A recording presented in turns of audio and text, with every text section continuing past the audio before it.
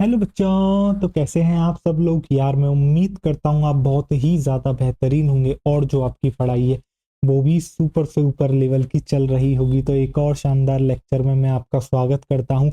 आज मैं आपको पढ़ाऊंगा रिप्रोडक्टिव हेल्थ का लेक्चर 2, जिसके अंदर हम जानेंगे बेटा पहले पॉपुलेशन ग्रोथ के बारे में। उसके बाद हम जानेंगे कि बढ़ती हुई पॉपुलेशन से आपको जो है काफ़ी सारी प्रॉब्लम्स फेस करनी पड़ती हैं। तो उसके जो है उसको कंट्रोल करने के क्या क्या आपके मेजर्स हैं, जैसे कि एक मेजर है बर्थ कंट्रोल।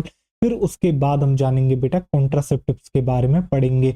लास्ट लेक्चर में मैंने आपको कॉन्ट्रासेप्टिव्स के बारे में बता दिया था कि कॉन्ट्रासेप्टिव्स क्या होते हैं। ये ऐसे मेथड या फिर ऐसी टेक्निक्स होते हैं या डिवाइस होते हैं जिनकी मदद से जो है बेटा प्रेगनेंसी को टाला जा सकता है। ठीक, अनवांटेड जो प्रेगनेंसी होती है उसको क्या कराया जा सकता है, रोका जा सकता है। इन्हीं को कहते हैं हम आपके क्या बेटा, कॉन्ट्रासेप्टिव्स। ये एक मेथड हो सकता है, कोई टेक्निक हो सकती है, कोई डिवाइस हो सकता है। ठीक, तो इन सब के बारे में जो है हम बात करेंगे। आज जो आपका कॉन्ट्रासेप्टिव्स शुरू तो हो जाएगा, बट आपका जो कॉन्ट्रासेप्टिव्स है आज उसके बारे में हम थोड़ा ही पढ़ पाएंगे। बाकी जो बचा कुछ इसका पार्ट होगा वो आपको कल देखने को मिलेगा। तो क्या आज के बेहतरीन लेक्चर के लिए आप तैयार हैं? तो चलिए बिना किसी देरी के जो है आज का लेक्चर अब हम शुरू करते हैं। और मैं उम्मीद करता हूं कि आपने लेक्चर 1 जो है वो बेहतरीन तरीके से देख लिया होगा। और अगर किसी भी बच्चे को हमारे नोट्स चाहिए तो वो उसे मिलेंगे हमारे टेलीग्राम चैनल पर। क्यूआर कोड आपको दिख रहा है, आप इसको स्कैन करके भी हमारे टेलीग्राम चैनल को ज्वाइन कर सकते हैं। नहीं तो आपको हमारे यूट्यूब चैनल के डिस्क्रिप्शन बॉक्स में टेलीग्राम चैनल की लिंक मिल जाएगी, वहां से भी आप ज्वाइन कर सकते हैं। और आपको जो है आज की जो पीडीएफ है वो भी मिल जाएगी, और इसके अलावा जितने भी लेक्चर्स मैंने अब तक लिए हैं आपके, उन सब की पीडीएफ भी आपको वहीं पर मिल जाएगी। तो चलिए आज का लेक्चर जो है शुरू करते हैं। आपको याद होगा बेटा लास्ट लेक्चर में जो है मैंने आपको एक बात बताई थी, और वो आपकी ये थी बच्चों कि ये जो चैप्टर है ना, ये चैप्टर जो है मिक्सअप है कंसेप्ट का और थ्योरी का। तो जो थ्योरी है वो बिल्कुल कहानी की तरह है, तो आप कहानी की तरह पढ़िए। इसलिए मैं जो है बेटा आपके लिए पहले से लिख के लेके आया हूँ, ठीक है। क्योंकि आपकी बुक में एज इट इज ये बातें लिख रही हैं, बस मैंने थोड़ा सा इनको अरेंज कर दिया है जिससे कि आपको पढ़ने में और मजा आए। बाकी जहां पर कंसेप्ट होगा, जैसे लास्ट लेक्चर में आपको सहेली का कंसेप्ट दिया गया था, सेम वे में आपको याद होगी सहेली क्या थी, एक ओरल कॉन्ट्रासेप्टिव्स थी। तो मैंने वहां पर बताया था बेटा वो क्या करती थी बच्चों, वो जो है आपके जो ईस्ट्रोजन के, आपका जो ईस्ट्रोजन का अरे यार मैं क्या कर रहा था, आपका जो वहां पर ईस्ट्रोजन का रिसेप्टर होता है ना, वो उसको जाके क्या कर देती है, मॉड्यूलेट कर देती है, ठीक है, मॉडिफाई कर देती है। जिसकी वजह से क्या होता है, वहां पर ईस्ट्रोजन जाके बाइंड नहीं कर पाता है। और जब वो वहां पर जाके बाइंड नहीं कर पाएगा तो वो जो है अल्टीमेटली क्या नहीं करा पाएगा, प्रोलिफरेशन नहीं करा पाएगा एंडोमेट्रियम का।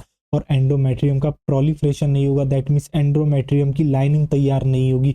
और लाइनिंग नहीं होगी तैयार तो आपका इम्प्लांटेशन नहीं हो पाएगा। दैट मीन्स इनडायरेक्टली क्या कर देगा, ये जो है डायरेक्टली जो है आपका क्या कर रहा है, ये आपकी प्रेगनेंसी जो है नहीं होने दे रहा है। ठीक, आपको समझ में आ गया। अब हम बात करते हैं आपकी आज के टॉपिक के बारे में, जो कि है आपका क्या, जो कि है बच्चा आपका population stabilization and birth control. तो चलिए आइए अब हम जानते हैं। सबसे पहले हम क्या करेंगे, आपके पॉपुलेशन ग्रोथ का जो है बैकग्राउंड जानेंगे। तो जरा ध्यान से अब आप देखिए। तो सबसे पहले आपको क्या देखने को मिलता है, तो ये देखो, जो लास्ट सेंचुरी थी ना, तो लास्ट सेंचुरी में क्या हुआ है, आपने देखा है लास्ट सेंचुरी में काफी ज्यादा डेवलपमेंट हुआ है अलग अलग एरियाज में। और इन सारे डेवलपमेंट की वजह से आपको क्या देखने को मिला है कि जो हमारी क्वालिटी ऑफ लाइफ है वो हमारी क्या हुई है, इंक्रीज हुई है। तो वो हमारी क्या हुई है, इंक्रीज हुई है। तो आपने क्या देखा, जो आपकी लास्ट सेंचुरी के में आपका ओवरऑल डेवलपमेंट हुआ है, जिसकी वजह से क्या हुआ है, हमारी जो क्वालिटी ऑफ लाइफ है वो इंक्रीज हुई है। अब इंप्रूवमेंट किस किस में हुआ है, तो आपको जो इंप्रूवमेंट है वो देखने को मिला है किसमें, हेल्थ फैसिलिटीज में और लिविंग कंडीशंस में। अब अगर हेल्थ फैसिलिटीज बढ़िया हो जाए, लिविंग कंडीशंस बढ़िया हो जाएं, दैट मीन्स इन सबसे किस चीज का इशारा है कि लोगों की जो है आपकी क्या है, जहां पर वो रह रहे हैं वहां पर क्या है, जो है एनवायरनमेंट बहुत बेहतरीन है, उनको सारी अच्छी कंडीशंस मिल रही हैं, उनको खाना मिल रहा है, उनको जो है समय समय पर अगर किसी को कोई बीमारी हो रही है तो हेल्थ फैसिलिटीज अच्छी मिल रही हैं। यानी कि ओवरऑल लिविंग कंडीशंस बढ़िया हैं। जब किसी एरिया की लिविंग कंडीशंस बहुत बढ़िया हो जाती हैं तो एक बात बताओ, क्या वहां पर डेथ रेट जो है क्या वो कम हो जाएगा, हाँ या ना, मुझे इतना बताओ। यानी कि वहां पर मरने वालों की संख्या आपकी क्या हो जाएगी, कम हो जाएगी। क्यों, क्योंकि वहां पर कंडीशंस बहुत बेहतरीन मिल रही हैं। अगर किसी को बीमारी हो जा रही है तो हेल्थ फैसिलिटीज मिल जा रही हैं। अगर आपकी डेथ रेट कम हो जाएगी और कंडीशंस अच्छी हैं तो बर्थ रेट बेटा बढ़ेगी, बढ़ेगी या नहीं बढ़ेगी बताओ बच्चों। अगर किसी के पास सुख सुविधा है, लिविंग स्टैंडर्ड अच्छा चल रहा है, तो क्या होगा, खुद ब खुद जो है आपका क्या होगा, बर्थ रेट इंक्रीज हो जाएगा और अच्छी कंडीशंस की वजह से डेथ रेट कम हो जाएगा। यानी कि मर कम रहे हैं और जन्म ज्यादा का हो रहा है, और जो पहले से जिंदा हैं वो भी तो कम मर रहे हैं। दैट मीन्स ओवरऑल क्या हो रहा है, आपको देखने को मिलता है एक रैपिड या फिर एक्सप्लोसिव ग्रोथ रेट आपको जो है देखने को मिलती है। यानी कि जो पॉपुलेशन की जो ग्रोथ है वो एकदम एक्सप्लोसिव, बहुत भयंकर तरीके से बढ़ गई है, जो कि आपको अब अगले फिगर्स में देखने को मिलेगा। यानी कि इसका रिजल्ट क्या हुआ है इन बेहतरीन कंडीशंस का, इन जो कंडीशंस हुई है इनका रिजल्ट आपको ये देखने को मिला है कि एकदम से जो है बेटा रैपिड एक्सप्लोजन हुआ है किसका, आपके पॉपुलेशन ग्रोथ का। अब आपकी पहले तो एनसीईआरटी बताती है थ्योरी में, बाद में नंबर्स जो है इस जो लाइन लिखी है इसको जस्टिफाई करते हैं। देखो जरा नंबर्स पर हम बात करते हैं, आइए देखिए।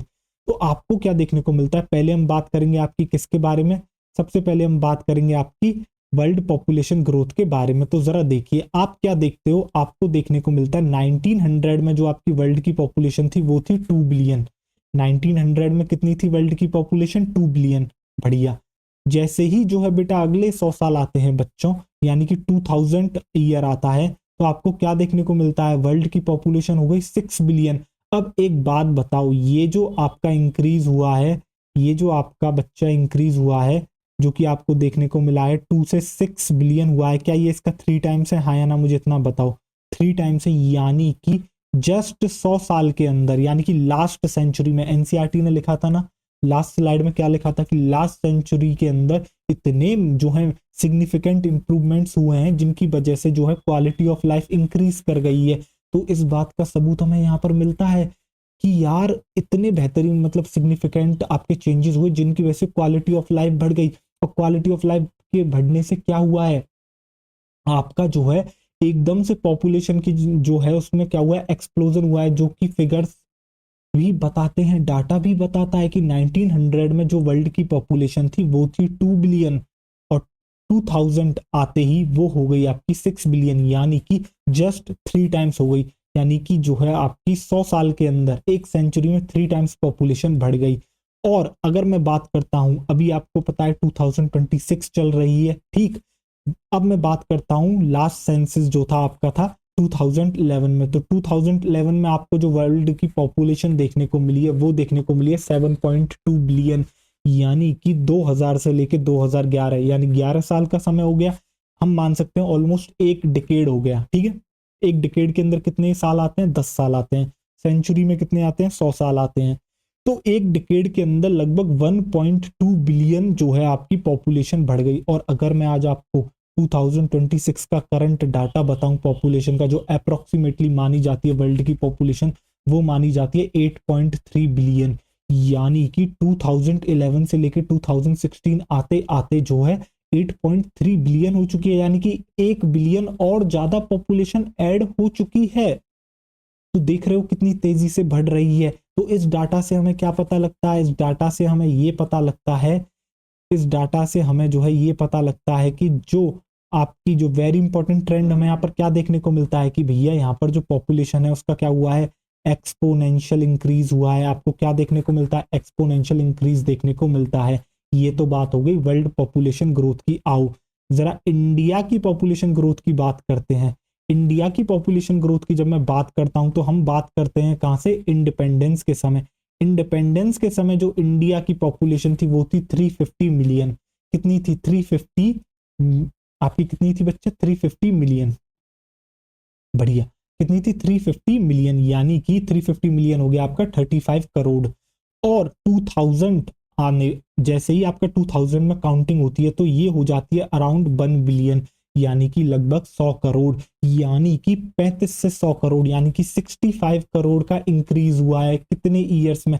1947 में आपको आजादी मिली थी, 1947 से लेकर आपके 2000 तक कितने ईयर हो गए, यानी कि 53 ईयर्स। 53 ईयर्स के अंदर हमने क्या करा है, जस्ट इसको 3 टाइम्स कर दिया है। जस्ट हमने क्या कर दिया है, इसको 3 टाइम्स आपका कर दिया है इन 53 ईयर्स, ठीक। और मई 2011 की अगर हम बात करते हैं तो यहाँ पर जो पॉपुलेशन देखी गई थी वो देखी गई थी आपकी 1.2 बिलियन। अगर मैं आज बात करता हूँ इंडिया की पॉपुलेशन की तो वो आती है अराउंड 1.5 बिलियन, यानी कि लगभग 150 करोड़ जो है हमारे देश की क्या है इस समय जनता है। तो देख रहे हो कितनी तेजी से बढ़ रहा है। जिस तरीके से वर्ल्ड पॉपुलेशन ग्रोथ बढ़ी है सेम वे में इंडिया की पॉपुलेशन भी जो है आपके सेम वही पैटर्न फॉलो कर रही है। और यही बात एनसीईआरटी ने यहाँ पर लिखी है। क्या लिखा है? Same rapid growth pattern as world. जैसा आपको वर्ल्ड में ग्रोथ पैटर्न देखने को मिला वैसा ही आपको इंडिया की पॉपुलेशन में भी देखने को मिला है। ये फिगर्स आपको याद होने चाहिए। ये फिगर्स एज इट इज आपसे पूछा जाएगा, ये डाटा एज इट इज आपसे पूछा जाएगा और आपको पता होना चाहिए। और आपको इसके पीछे का रीजन भी पता है, क्योंकि हमारी जो क्वालिटी ऑफ लाइफ है वो इंक्रीज हुई है। क्योंकि जितने, और ये क्यों इंक्रीज हुई है? क्योंकि हेल्थ फैसिलिटीज पहले से बहुत बेहतरीन हुई हैं। जैसे कि आपने लास्ट लेक्चर में भी देखा था कि हमने जो है वहां पर क्या जो है आपकी जो है हमने जब आफ्टर इंडिपेंडेंस आपने देखा कि हम सबसे पहली कंट्री थे जिन्होंने क्या करा था, जिन्होंने जो है फैमिली प्लानिंग प्रोग्राम पर जो है ध्यान दिया था। ठीक है, जिसके अंदर हमारा जो एक मेजर जो उद्देश्य था वो क्या था? वो ये था कि जो हेल्थ फैसिलिटीज हैं वो काफी अच्छी हो। ठीक, जिससे कि क्या हो, जो जो जो महिलाएं बच्चों को जन्म देते समय मर जाती हैं उनकी रेट कम हो। ठीक है, जो बच्चे जन्म लेने के बाद सरवाइव नहीं कर पाते उनकी रेट कम हो, यानी कि ओवरऑल अच्छी हेल्थ फैसिलिटीज उनको प्रोवाइड करी जाएं। ठीक, अब देखो जरा आगे। अब हम जरा रीजन जानते हैं किसके लिए, आपके रीजन जानते हैं पॉपुलेशन एक्सप्लोजन के लिए। और ये बहुत ज्यादा इंपॉर्टेंट है, आपसे पूछे भी जाएंगे। तो देखो सबसे पहला जो रीजन आपको देखने को मिलता है वो देखने को मिलता है क्या? आपको सबसे पहला जो रीजन देखने को मिलता है वो देखने को मिलता है डिक्लाइन इन डेथ रेट, जो कि मैंने आपको बताया। ओवरऑल क्या हुआ है, हेल्थ फैसिलिटीज अच्छी हुई हैं, तो जो मरने वालों की संख्या है वो आपकी कम हो गई है। अब ये मरने वालों की संख्या कम हो जाएगी तो लोग तो अपने आप खुद ब खुद बढ़ते जाएंगे। तो पहला रीजन क्या है ये पॉपुलेशन एक्सप्लोजन का, कि मरने वालों की संख्या कम हुई है, डिक्लाइन हुआ है डेथ रेट के अंदर। दूसरा डिक्रीज हुआ है किसके अंदर? जरा हम कुछ पहले डेफिनेशन जान लेते हैं। मैं आगे आपको इसको पढ़ाऊं इससे पहले आप जो है कुछ डेफिनेशंस जान लो। जिसमें जो सबसे पहली डेफिनेशन आती है वो आती है एमएमआर। एमएमआर को कहते हैं बच्चा आपका मैटरनल मोर्टेलिटी रेट। क्या होती है? Death of mothers during child birth. तो एक बच्चे को जन्म देते समय अगर किसी महिला की मृत्यु हो जाती है तो जो है उसको हम क्या कहते हैं? मैटरनल मोर्टेलिटी कहते हैं। और जब हम इन्हीं के आंकड़े निकालते हैं तो इसी को हम कहने लगते हैं एमएमआर, मैटरनल मोर्टेलिटी रेट। तो मैंने क्या कहा, जब किसी बच्चे को जन्म देते समय अगर किसी महिला का जो है डेथ हो जाता है तो हम उसको कहते हैं मैटरनल मोर्टेलिटी। और जब हम इसकी रेट निकालने लगते हैं, यानी कि जब हम इसको नंबर्स में बताने लगते हैं कि यार इतनी इतने जन्म पर इतनी मृत्यु हुई, तब हम इसको कहने लगते हैं maternal mortality rate. Same way में होता क्या है, एक होती है आईएमआर, एक होती है IMR, that is infant mortality rate, यानी कि डेथ ऑफ इन्फेंट। यानी कि जो 1 साल से कम उम्र का जो बच्चा होता है उसको आप क्या कहते हो? इन्फेंट कहते हो। अगर किसी बच्चे ने जन्म लिया और अगले 1 साल के अंदर उसकी डेथ हो जाती है तो इसी की रेट को बताने के लिए हम कौन सी टर्म का यूज करते हैं? इन्फेंट मोर्टेलिटी रेट का, इन्फेंट मोर्टेलिटी रेट का। तो हुआ क्या है, मैंने आपको अभी भी बताया था कि हमने जो है अपने हेल्थ सेक्टर पर काफी अच्छा ध्यान दिया। पूरे वर्ल्ड ने इवन जो है आपके क्या हुआ, हेल्थ सेक्टर पर अच्छा ध्यान दिया। तो इससे क्या हुआ, इससे ये देखने को मिला कि यार डिक्रीज हुआ। किसके अंदर डिक्रीज हुआ? मैटरनल मोर्टेलिटी रेट के अंदर और इन्फेंट मोर्टेलिटी रेट के अंदर। तो आपको क्या देखने को मिला? आपको देखने को मिला बेटा डिक्रीज। आपको क्या देखने को मिला बच्चों? आपको देखने को मिला डिक्रीज। डिक्रीज किसमें? मैटरनल मोर्टेलिटी रेट में और इन्फेंट मोर्टेलिटी रेट में। डेफिनेशन मैंने आपको भी बता दी है। तो आपको क्या पता लगा है? आपको ये पता लगा कि यार अब तक 2 रीजन पता लग गए कि आखिर ये जो पॉपुलेशन है इसका एकदम से एक्सप्लोजन कैसे हुआ। तो इसके पीछे का जो मेजर रीजन रहा है वो ये रहा है कि हेल्थ फैसिलिटीज बहुत बेहतरीन तरीके से बढ़ी हैं, जिसकी वजह से क्या हुआ है, डिक्लाइन हुआ है डेथ रेट के अंदर। और इवन एमएमआर और आईएमआर के अंदर भी क्या हुआ है, डिक्लाइन आपको देखने को मिलता है। जो इसका थर्ड रीजन आता है वो आपका आता है बच्चा increase in reproductive age population. अब ये रिप्रोडक्टिव एज पॉपुलेशन क्या होती है? तो देखो सुनो, ये जो आपकी उम्र होती है ना, मैं आपको बताता हूँ हम क्या करते हैं, 3 उम्र में जो है बांट देते हैं पूरी। एक जैसे मेरी एक लाइफ है, मैंने सपोज करो मैं एक एक्स पर्सन ले लेता हूँ, वो इंसान लगभग जो है 70 साल जीता है। ठीक है, तो अब जरा ध्यान से सुनिएगा। 70 के अंदर मैं क्या करता हूँ, मैं उसको उसकी जो एज है उसको 3 पीरियड में डिवाइड कर देता हूँ। एक मैं कह देता हूँ प्री रिप्रोडक्टिव एज, यानी कि एक वो एज जब तक वो किसी दूसरे को जन्म नहीं दे सकता। ठीक है, और उसके बाद जो एज आती है वो आती है आपकी रिप्रोडक्टिव एज, और उसके बाद आती है पोस्ट रिप्रोडक्टिव एज। ठीक है, अब अगर आप देखोगे, मैंने एक एक्स पर्सन लिया जो कि आपका 60 साल जिया। अब 60 साल में से देखो, क्या पहले 15 साल में वो एक बच्चे को जन्म दे सकता था? आपको पता है बच्चे को जन्म देने के लिए क्या चाहिए? एक पर्सन के पास अपना खुद का मेल गैमीट होना चाहिए। ठीक है, तभी तो हो पाएगा, यानी कि स्पर्म्स बनने चाहिए, स्पर्मियोजेनेसिस होना चाहिए। बढ़िया, ठीक है।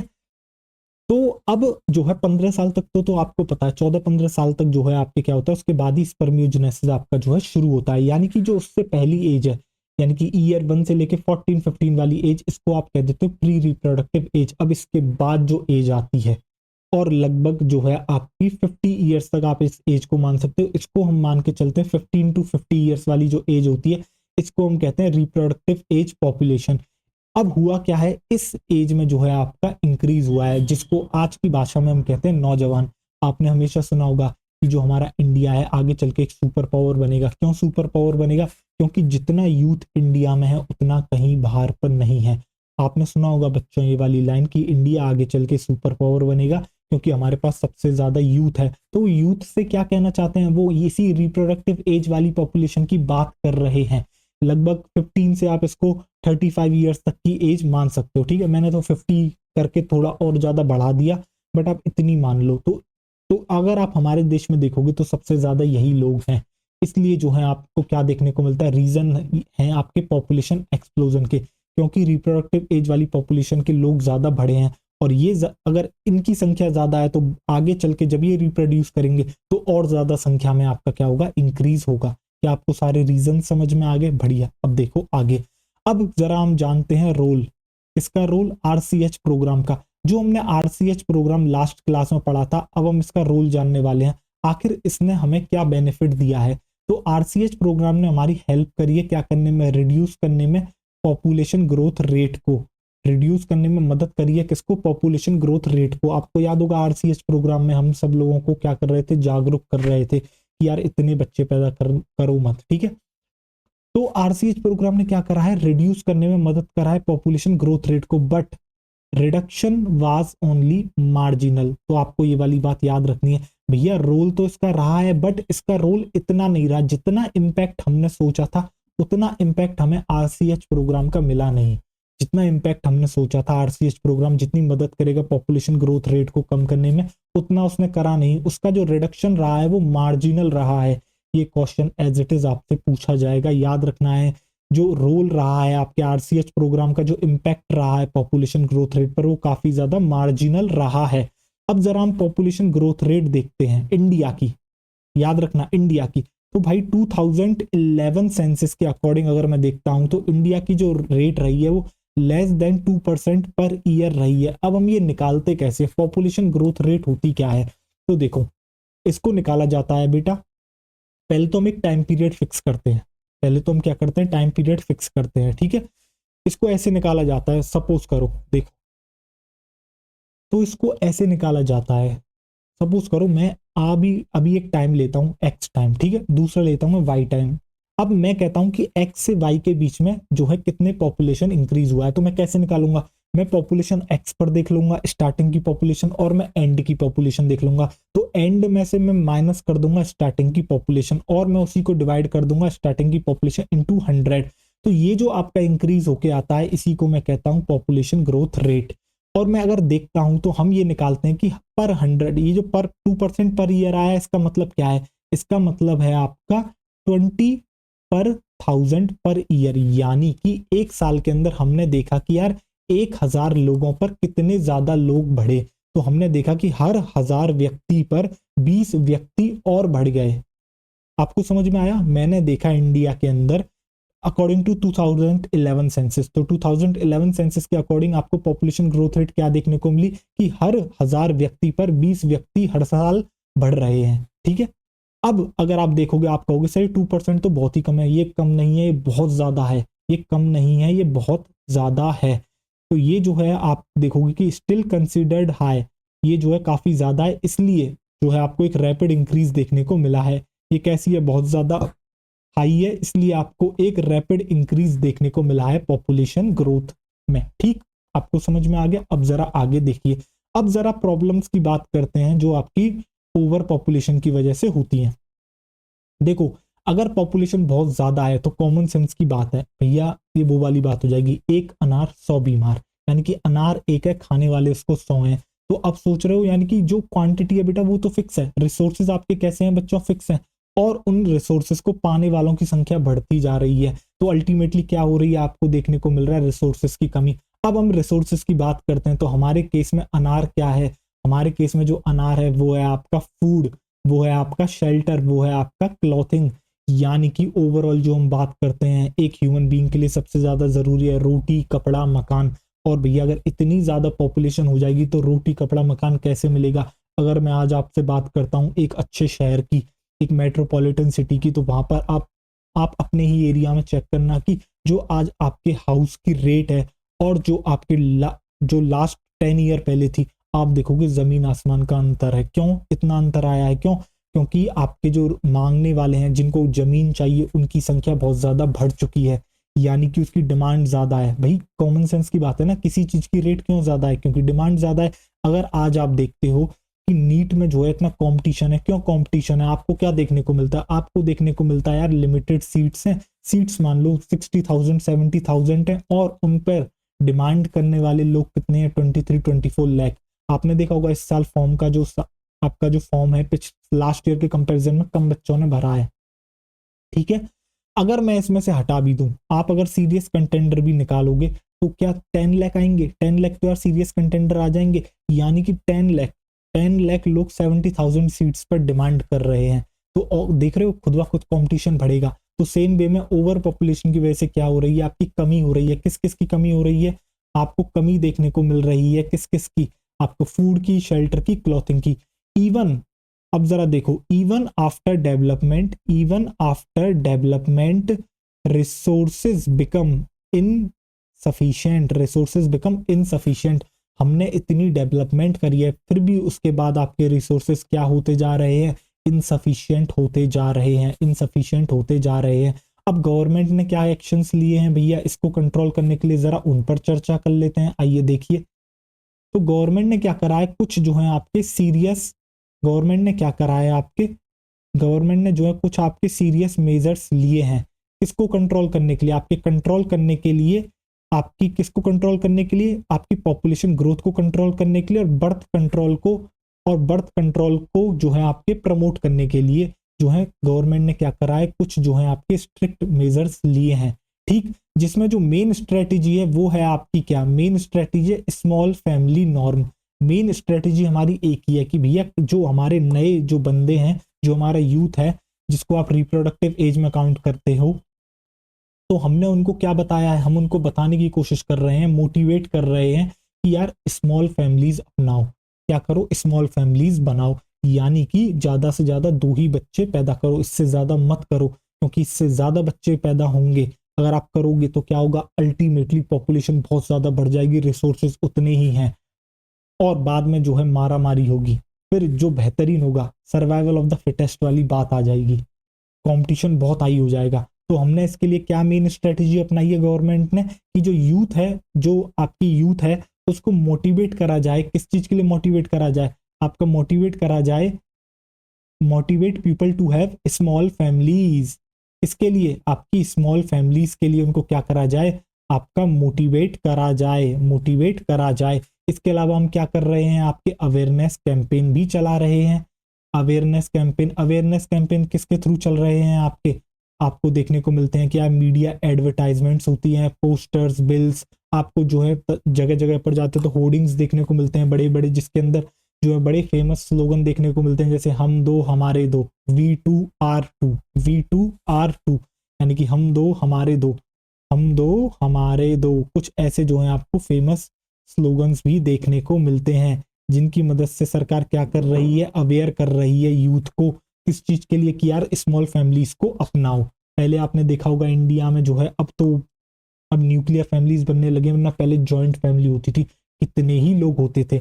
अगर आप एक अच्छे, अगर किसी के जो है चाचा ताऊ हैं 2-3, तो आप उन सब फैमिली मेंबर्स को काउंट कर लो, तो लगभग कितने लोग हो जाते थे आपके, आराम से लगभग 25 to 27 समथिंग पीपल हो जाते थे एक ही फैमिली के अंदर। तो इतने सारे लोग जो है हो जाते थे। तो बट अब जो है सरकार कह रही है यार इतने लोग नहीं होने चाहिए, तो जो है उनका ध्यान किस चीज पर है कि भाई ऐसे स्लोगन्स चलाए जाएं जिससे हम जो है लोगों को बताएं कि आगे आने वाले जो लोग रिप्रोड्यूस कर रहे हैं कि यार बच्चे दो ही अच्छे। ठीक, आपको समझ में आ गया। चलिए आइए देखिए आगे। अब देखो चेंजिंग ट्रेंड्स। अब हमने जो है कुछ चेंजिंग ट्रेंड्स भी देखने को मिलते हैं, यानी कि जो सरकार ने अवेयरनेस फैलाई है उस उस अवेयरनेस का कुछ फायदा हुआ है, जिसकी बदौलत हमें जो है जब हम थोड़े बड़े शहर में देखते हैं यानी अर्बन देखते हैं, स्पेशली अर्बन में हमें क्या देखने को मिलता है। सरकार कह रही थी हम दो हमारे दो, यानी कि जो है दो ही बच्चे पैदा करो। बट अगर आप जो है अर्बन सिटीज में देखते हो तो आपको क्या देखने को मिलता है, लोग उससे और ज्यादा आगे बढ़ गए। लोगों ने देखा वाकई में रिसोर्सेज बहुत कम है, और जो है रिसोर्सेज कम होने की वजह से आपको पता है, देखो बच्चे अगर किसी के पास पैसा भी है तो होगा क्या, देखो जरा ध्यान से। तो वहां जो लोग रहते हैं उन्होंने क्या करा, उन्होंने वर्ल्ड चाइल्ड नॉर्म अपनाया। क्या अपनाया उन्होंने, वर्ल्ड चाइल्ड नॉर्म, यानी कि एक ही बच्चा करेंगे। ठीक, ये जो है आपको एक चेंजिंग ट्रेंड देखने को मिल रहा है। ये जो है आपको एक चेंजिंग ट्रेंड देखने को मिल रहा है। कहां पर देखने को मिल रहा है, काफी सारे कपल्स में देखने को मिल रहा है जो कि आपके शहर में रहते हैं। ठीक, अब जरा हम लीगल मेजर्स की बात करते हैं। सरकार ने जो कुछ लीगल मेजर्स आपके अपनाए हैं, जिसमें उन्होंने क्या करा है, मैरिजेबल डेट फिक्स कर दी है। फीमेल्स के लिए जो मैरिजेबल डेट है वो 18 ईयर्स है, और मेल्स के लिए जो मैरिजेबल एज है वो 21 ईयर्स है। अब जो है इससे पहले क्या होता था, ये तो सरकार ने फिक्स कर दी। पहले क्या होता था, आपने सुना होगा बाल विवाह होते थे, यानी कि कम उम्र में ही लड़की की शादी कर दी जाती थी। जब वो 14-15 ईयर्स की होती थी, 13 ईयर्स की होती थी, तभी उसकी शादी कर देते थे। लड़का जब 17-18 का होता था तब उसकी शादी कर देते। अब होता क्या है, जितनी अर्ली शादी होती है दिमाग कम डेवलप होता है। दिमाग कम डेवलप होता है तो क्या, किस चीज पर ज्यादा ध्यान जाता है, उस समय आपको समझ होती नहीं है, आपको नहीं पता रिसोर्सेज के बारे में, आप नहीं जानते, क्योंकि उस समय तक तो लोगों की पढ़ाई चलती है भाई, आपको पता है ना। लगभग 22-23 ईयर्स तक लोग जो है पढ़ते हैं, जो मास्टर्स तक करते हैं, इतना समय लग जाता है। उस समय तक जाके थोड़ा ब्रेन डेवलप होता है, तब आगे चल के इंसान शादी करता है तो सही डिसीजंस लेता है। ठीक, बट बट आप सोचो कि पहले ही शादी कर दी जाए तो क्या होता है, आप जो होता है इससे क्या होता है, अर्ली प्रेगनेंसीज होती हैं, और जहां 2 बच्चे पैदा होने थे वहां 2 की जगह 3 या फिर 4 बच्चे पैदा हो जाते हैं। इसलिए सरकार ने क्या करा, लीगल मेजर्स उठाए, जिनके अंदर उन्होंने क्या कर दिया, फिक्स कर दी मैरिज की एज। उन्होंने क्या करा, उन्होंने कह दिया भाई फीमेल 18 ईयर्स से पहले शादी नहीं कर सकती, मेल 21 ईयर्स से पहले शादी नहीं कर सकता। और इसका रिजल्ट आपको क्या देखने को मिला, हमने प्रिवेंट करा अर्ली प्रेगनेंसीज, और अर्ली प्रेगनेंसीज को रोक के हमने क्या करा, पॉपुलेशन राइज को भी रोक दिया। इसके अलावा सरकार ने क्या करा है, इंसेंटिव भी दिए हैं। जिन कपल्स ने स्मॉल फैमिलीज को अपनाया उनको जो है कुछ एक्स्ट्रा बेनिफिट भी दिए गए हैं। ठीक, आपको समझ में आ गया अच्छे से। चलिए आइए अब देखिए आगे हम बात करते हैं। जैसे कि मैं आपको बताता हूँ, गवर्नमेंट में रूल भी है, जिसको सरकारी नौकरी चाहिए तो उसके जो है सिर्फ 2 ही बच्चे हो सकते हैं, उससे ज्यादा बच्चे वो कर नहीं सकता। ऐसे रूल्स भी सरकार ने जो है आपके बना रखे हैं। तो क्या आपको समझ में आ गए, चलिए बढ़िया। अब देखिए आगे। अब देखो, अब हम बात करते हैं कॉन्ट्रासेप्शन के बारे में। अब हम बात करते हैं आपके इसके बारे में, कॉन्ट्रासेप्शन के बारे में। तो मैंने आपको बता दिया था क्या होते हैं कॉन्ट्रासेप्टिव्स। तो क्या एक और बार यहाँ पर डेफिनेशन लिखी जाए कॉन्ट्रासेप्टिव्स की, चलिए आइए देखिए। तो आप हेडिंग डाल लोगे कॉन्ट्रासेप्टिव्स। कॉन्ट्रासेप्टिव्स, तो मैंने आपको बताया था क्या होते हैं, कोई भी ऐसा डिवाइस, मेथड, टेक्निक जिससे क्या हो, आपकी जो है अनवांटेड प्रेगनेंसी को प्रिवेंट करा जा सके, उसी को आप कहते हो क्या, उसी को आप कहते हो बच्चा क्या, कॉन्ट्रासेप्टिव। तो देखिए आप लिखोगे यहां पर मेथड्स और टेक्निक्स, मेथड्स और टेक्निक्स, मेथड्स टेक्निक्स। आप और यहां से हटाइए, मेथड्स, आपके techniques, comma tools used to prevent pregnancy, used to prevent pregnancy, उसी को आप कहते हो बच्चा कॉन्ट्रासेप्टिव्स। जैसे कि मैं आपको बताता हूँ एक फेमस कॉन्ट्रासेप्टिव जिसके बारे में सब जानते हैं, कॉन्डम। ड्यूरिंग सेक्सुअल इंटरकोर्स अगर कोई कपल जो है कॉन्डम का इस्तेमाल करता है तो उसके जो है क्या नहीं हो सकते, बच्चे नहीं हो सकते। क्यों, क्योंकि वो एक बैरियर है, वो जो है आपके क्या होगा, जो है आपके जो है गैमीट्स का ट्रांसफर ही नहीं होने देगा, यानी कि जो मेल गैमीट आपका फीमेल रिप्रोडक्टिव ट्रैक्ट में पहुंचना चाहिए वो पहुंच ही नहीं पाएगा। टूल्स की जगह डिवाइसेस लिख लो यार, डिवाइसेस जो है एक अच्छी लाइन है।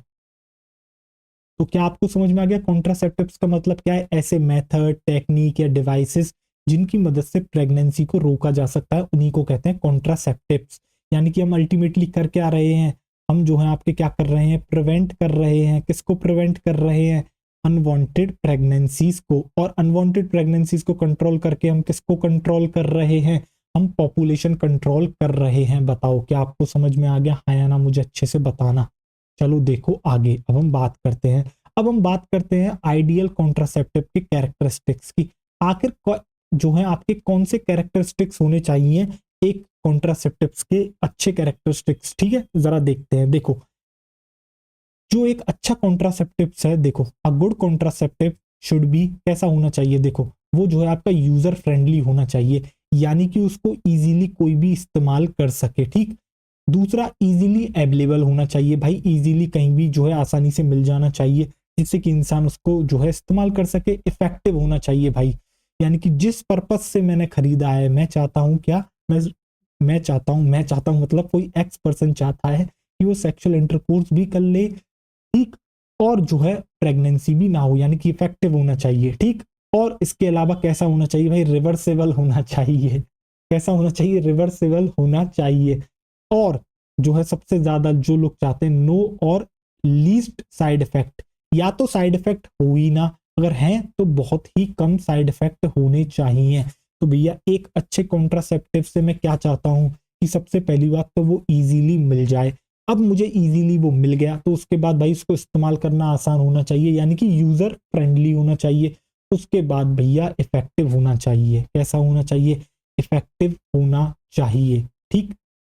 देखो आगे, रिवर्सिबल होना चाहिए, और जो उसके साइड इफेक्ट है या तो हो ही ना, और अगर है तो बहुत ही कम होने चाहिए। अब आगे देखो, शुड नॉट इंटरफेयर विद, और भैया किसके साथ वो इंटरफेयर ना करें, सबसे ज्यादा महत्वपूर्ण line, should not interfere with, किसके साथ इंटरफेयर ना करें? Sexual drive, desire, sexual act, यानी कि ओवरऑल इनको इस्तेमाल करते समय जो आपका सेक्सुअल प्लेजर है वो कम नहीं होना चाहिए। यानी कि कोई भी पर्सन, एक्स पर्सन अगर इस्तेमाल करता है कॉन्ट्रासेप्टिव को, तो उसको इस्तेमाल करते हुए जो वो आपका जो कर रहा है, ठीक, जो उससे उसको प्लेजर मिल रहा है, सेक्सुअल इंटरकोर्स से जो उसको प्लेजर मिल रहा है, उसके अंदर कोई भी कमी नहीं आनी चाहिए। ये है एक आइडियल कॉन्ट्रासेप्टिव की जो है खासियत। क्या आपको समझ में आ गया? यूजर फ्रेंडली होना चाहिए। अब जरा आगे देखो, अब हम बात करते हैं टाइप्स ऑफ कॉन्ट्रासेप्टिव्स के बारे में, ठीक। कई तरह के कॉन्ट्रासेप्टिव्स आपको देखने को मिलते हैं। तो अब आप हेडिंग डाल लोगे बच्चा क्या, टाइप्स ऑफ कॉन्ट्रासेप्टिव्स। जरा देखो, अब मैं यहाँ पर क्या करता हूँ, यहाँ पर लगाता हूँ बच्चा आपकी हेडिंग, यहाँ पर लगाता हूँ आपकी हेडिंग, और हेडिंग लगाने के बाद आप यहाँ पर लिखोगे बच्चा types of contraceptives. Types of contraceptives.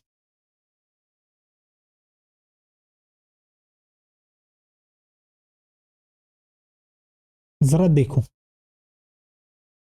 तो आपकी हेडिंग आ गई टाइप्स ऑफ कॉन्ट्रासेप्टिव्स। अब जब मैं बात करता हूं तो मैं क्या करता हूं, इसको जो है दो आपके जो है क्या करता हूं, दो कैटेगरीज में डिवाइड कर देता हूं। जो मैं पहला क्राइटेरिया लेता हूं डिवाइड करने का, वो मैं लेता हूं आपका क्या, बेसिस। यानी कि कुछ कॉन्ट्रासेप्टिव्स ऐसे होते हैं जो परमानेंट होते हैं, यानी कुछ ऐसी टेक्निक्स होती हैं जो क्या कर सकती हैं, परमानेंटली जो है प्रेगनेंसी को रोक सकती है, यानी कि कभी भी सेक्सुअल इंटरकोर्स करो कभी भी आपकी क्या होगी, प्रेगनेंसी नहीं होगी। कुछ होते हैं आपके टेम्परेरी मेथड्स, ठीक। जरा देखो, जैसे कि परमानेंट में मैं आपको बताता हूँ नसबंदी, जिसके बारे में आपने सुना होगा। अगर कोई नसबंदी करा लेता है तो वो कभी भी जो है आपके क्या होता है, उसको कभी बच्चे नहीं हो सकते।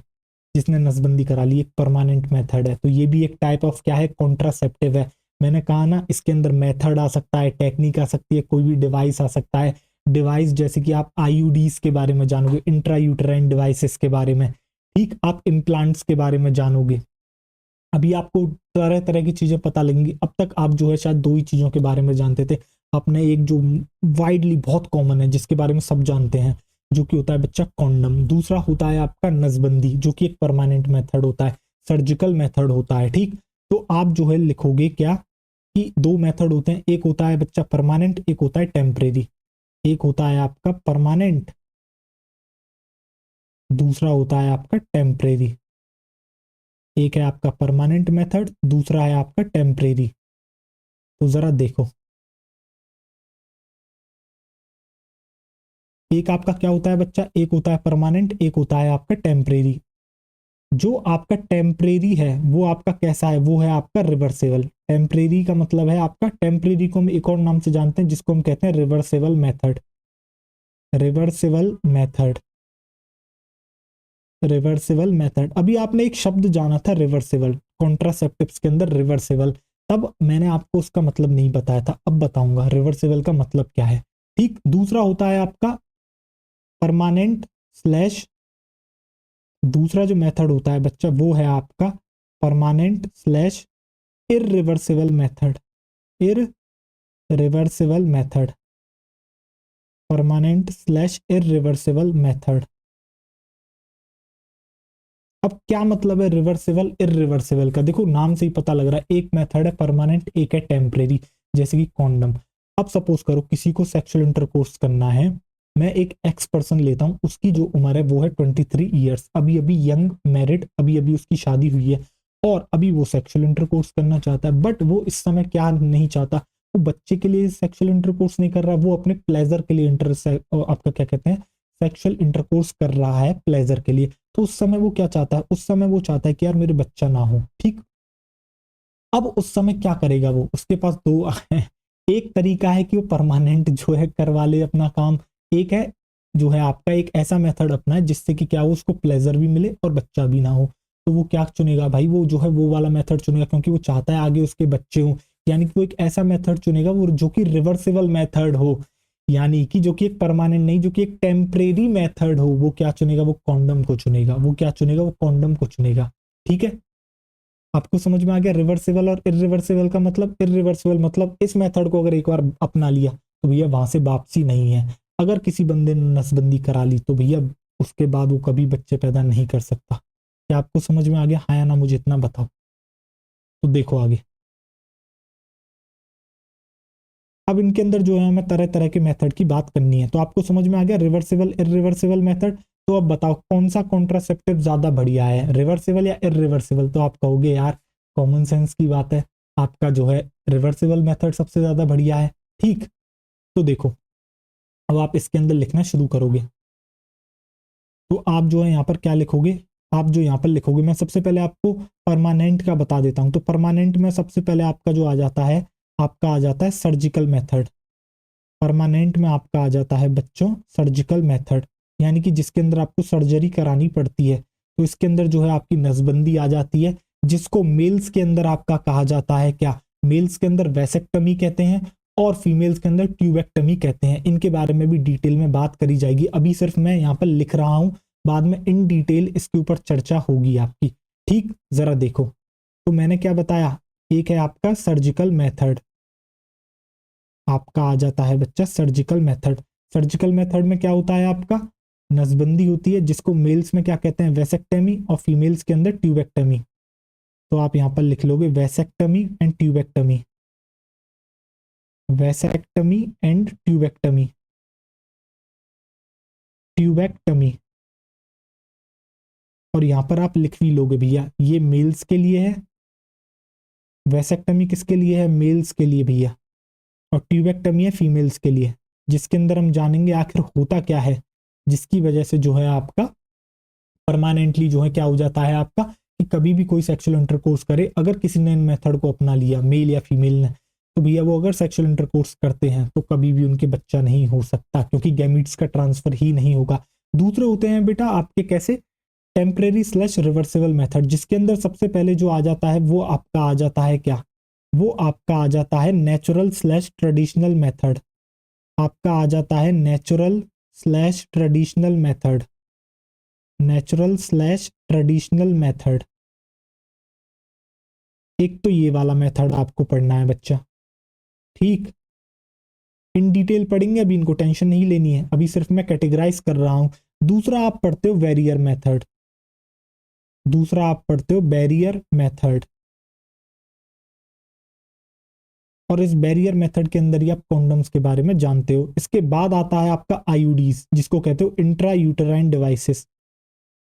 इसके बाद आ जाता है बच्चा आपका आईयूडीज, इसके बारे में भी हम इन डिटेल जानेंगे, जिसके अंदर आप कॉपर आईयूडीज के बारे में जानोगे, आपको बहुत मजा आएगा। इसके अलावा आ जाता है आपका केमिकल मेथड, आपका आ जाता है केमिकल मेथड। अब आपको याद है मैंने कल आपको जो है एक ओरल कॉन्ट्रासेप्टिव के बारे में बताया था जिसका नाम था सहेली, तो वो भी क्या कर रही थी, वो एक टेम्परेरी मेथड है। जब तक कोई अगर महिला उस गोली को ले रही है तब तक क्या होगा, आपकी जो है प्रेगनेंसी नहीं होगी। जैसे ही वो उसको बंद करेगी फिर महिला के जो चांसेस हो जाएंगे किसके, प्रेगनेंसी के। ठीक, तो वो कैसी एक कॉन्ट्रासेप्टिव थी, ओरल कॉन्ट्रासेप्टिव थी। ठीक, तो ओरल कॉन्ट्रासेप्टिव्स भी इसी के अंदर आ जाते हैं, ओरल कॉन्ट्रासेप्टिव्स। और एट लास्ट आपको देखने को मिलते हैं इंजेक्टेबल्स एंड इम्प्लांट्स, यानी कुछ ऐसे जो हैं आपके क्या होते हैं, केमिकल्स होते हैं जिनको जो है क्या करा जाता है, इंजेक्शंस के थ्रू लिया जाता है, जिनको इम्प्लांट्स करा लिया जाता है, जिसकी वजह से जो है आपकी क्या नहीं होती, प्रेगनेंसी नहीं होती। ठीक, इनके बारे में भी हम इन डिटेल चर्चा करेंगे। Injectables and implants, and implants.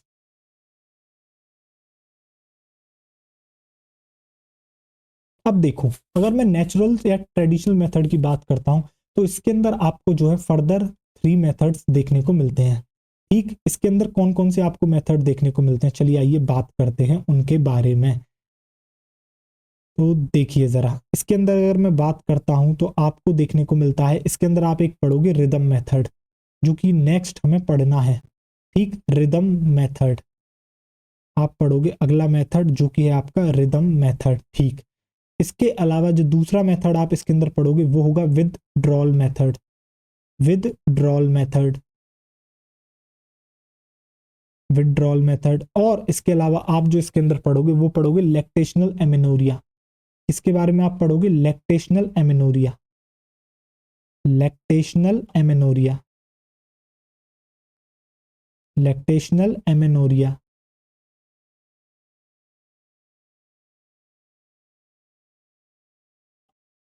और यहां पर लिख लोगे विड्रॉल मेथड।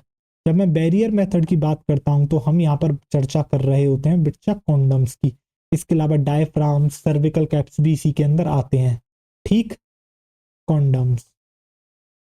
तो ये है वो पूरा क्लासिफिकेशन। तो ये पूरी की पूरी स्लाइड आपको, अरे यार स्लाइड गायब कर दी क्या, मुझे हटना था। तो ये पूरी की पूरी स्लाइड आपको आनी चाहिए। अगर मैं टाइप्स ऑफ कॉन्ट्रासेप्टिव्स की बात करता हूं तो पहले हम इनको जो है कैटेगरी के बेस, पहली कैटेगरी जो हम इनको क्लासिफाई करने के लिए बनाते हैं वो बनाते हैं टेम्परेरी या फिर रिवर्सिबल मेथड, दूसरी permanent slash irreversible method. Temporary method वो मेथड है जो आपकी परमानेंट क्या, जो कि परमानेंट आपका क्या नहीं करते हैं, यानी कि जिनका जो इफेक्ट है वो टेम्परेरी है, कुछ समय तक ही है।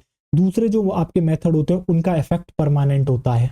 ठीक, जैसे कि आपका परमानेंट इफेक्ट में आ जाता है सर्जिकल मेथड, जिसको नसबंदी कहते हैं। मेल्स के अंदर क्या कहते हैं, वेसेक्टमी, फीमेल्स के अंदर ट्यूबेक्टमी। अगर मैं बात करता हूँ टेम्परेरी मेथड या फिर रिवर्सिबल मेथड में, तो इसके अंदर आते हैं आपके नेचुरल या फिर ट्रेडिशनल मेथड आता है, जिसके अंदर आपका रिदम मेथड आता है, जिसको कैलेंडर मेथड भी कहते हैं, सेफ पीरियड भी कहते हैं, पीरियोडिक एब्सटीनेंस भी कहते हैं। दूसरा मेथड आता है विड्रॉल मेथड, और इसके बाद आता है थर्ड मेथड लैक्टेशनल एमेनोरिया। इसके बाद आप पढ़ते हो बैरियर मेथड, जिसके अंदर आपके कॉन्डम्स आ जाते हैं, आपका जो है सर्वाइकल कैप्स आ जाते हैं, डायफ्राम्स आ जाते हैं, इन सब के बारे में आप पढ़ोगे। उसके बाद आप आईयूडीज के बारे में जानोगे, इंट्रा यूटेराइन डिवाइसेस के बारे में, और देन आप जानोगे केमिकल मेथड के बारे में। कुछ ऐसे केमिकल्स आते हैं, जेलीज आती हैं, फोम आती हैं, जिनको अगर आपके लगा लिया जाए, ठीक, जिनको अप्लाई कर लिया जाए तो क्या नहीं होगा, तो फिर आपके जो है प्रेगनेंसी के चांसेस बहुत कम हो जाएंगे, नहीं होंगे ना के बराबर। ठीक, दूसरे आते हैं ओरल कॉन्ट्रासेप्टिव्स, और इसके अलावा आते हैं इंजेक्टेबल्स और इम्प्लांट्स। ठीक, आपको जो है पीडीएफ बाद में मिल जाएगी, आप वहां से अपने हिसाब से नोट कर लीजिएगा आपको जो जो नोट करना है। अब जरा देखो नेचुरल मेथड की बात करते हैं तो इसका बेसिक प्रिंसिपल क्या है, तो इसका जो है बेसिक प्रिंसिपल जान लेते हैं। तो भैया बेसिक प्रिंसिपल जो इनका है वो पता है क्या है, बेसिक प्रिंसिपल एक है कि भैया हमें प्रिवेंट करना है meeting of sperm and ovum, कि भैया जो स्पर्म और ओवम है वो आपके मिलने नहीं चाहिए। देखो हम सबसे पहले टेम्परेरी मेथड के बारे में पढ़ रहे हैं, जिसके अंदर सबसे पहला मेथड आ जाता है नेचुरल या फिर ट्रेडिशनल मेथड, जिसके अंदर आप किसके बारे में पढ़ते हो, तीन जो है मेथड पढ़ते हो, रिदम मेथड, विड्रॉल मेथड और आपका लैक्टेशनल एमेनोरिया। ठीक, अब देखो नाम से पता लग रहा है नेचुरल मेथड या फिर ट्रेडिशनल मेथड, पुराने जमाने के मेथड। अब पुराने जमाने पे ये मेथड्स इजाद करे गए थे, क्यों? क्योंकि उस समय कोई भी किसी भी प्रकार की कोई भी दवाई नहीं आती थी, कोई भी किसी प्रकार का डिवाइस नहीं आता था, क्योंकि कोई रिसर्च ही नहीं करते थे उस समय।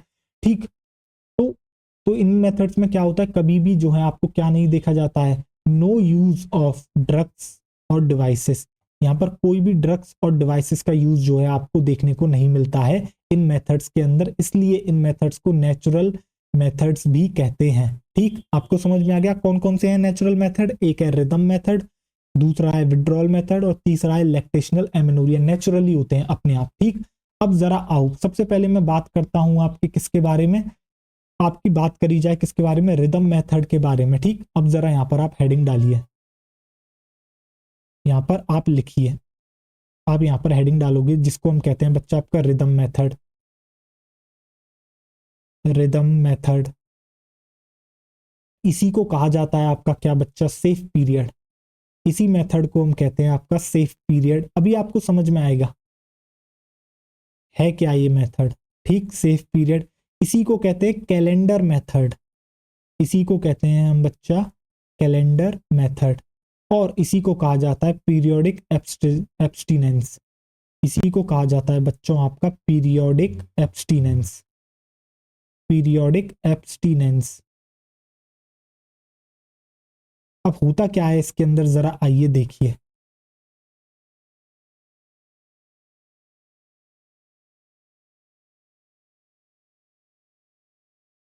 अब जो है मैं आपको एक बात बताता हूं, ठीक, जरा देखिए।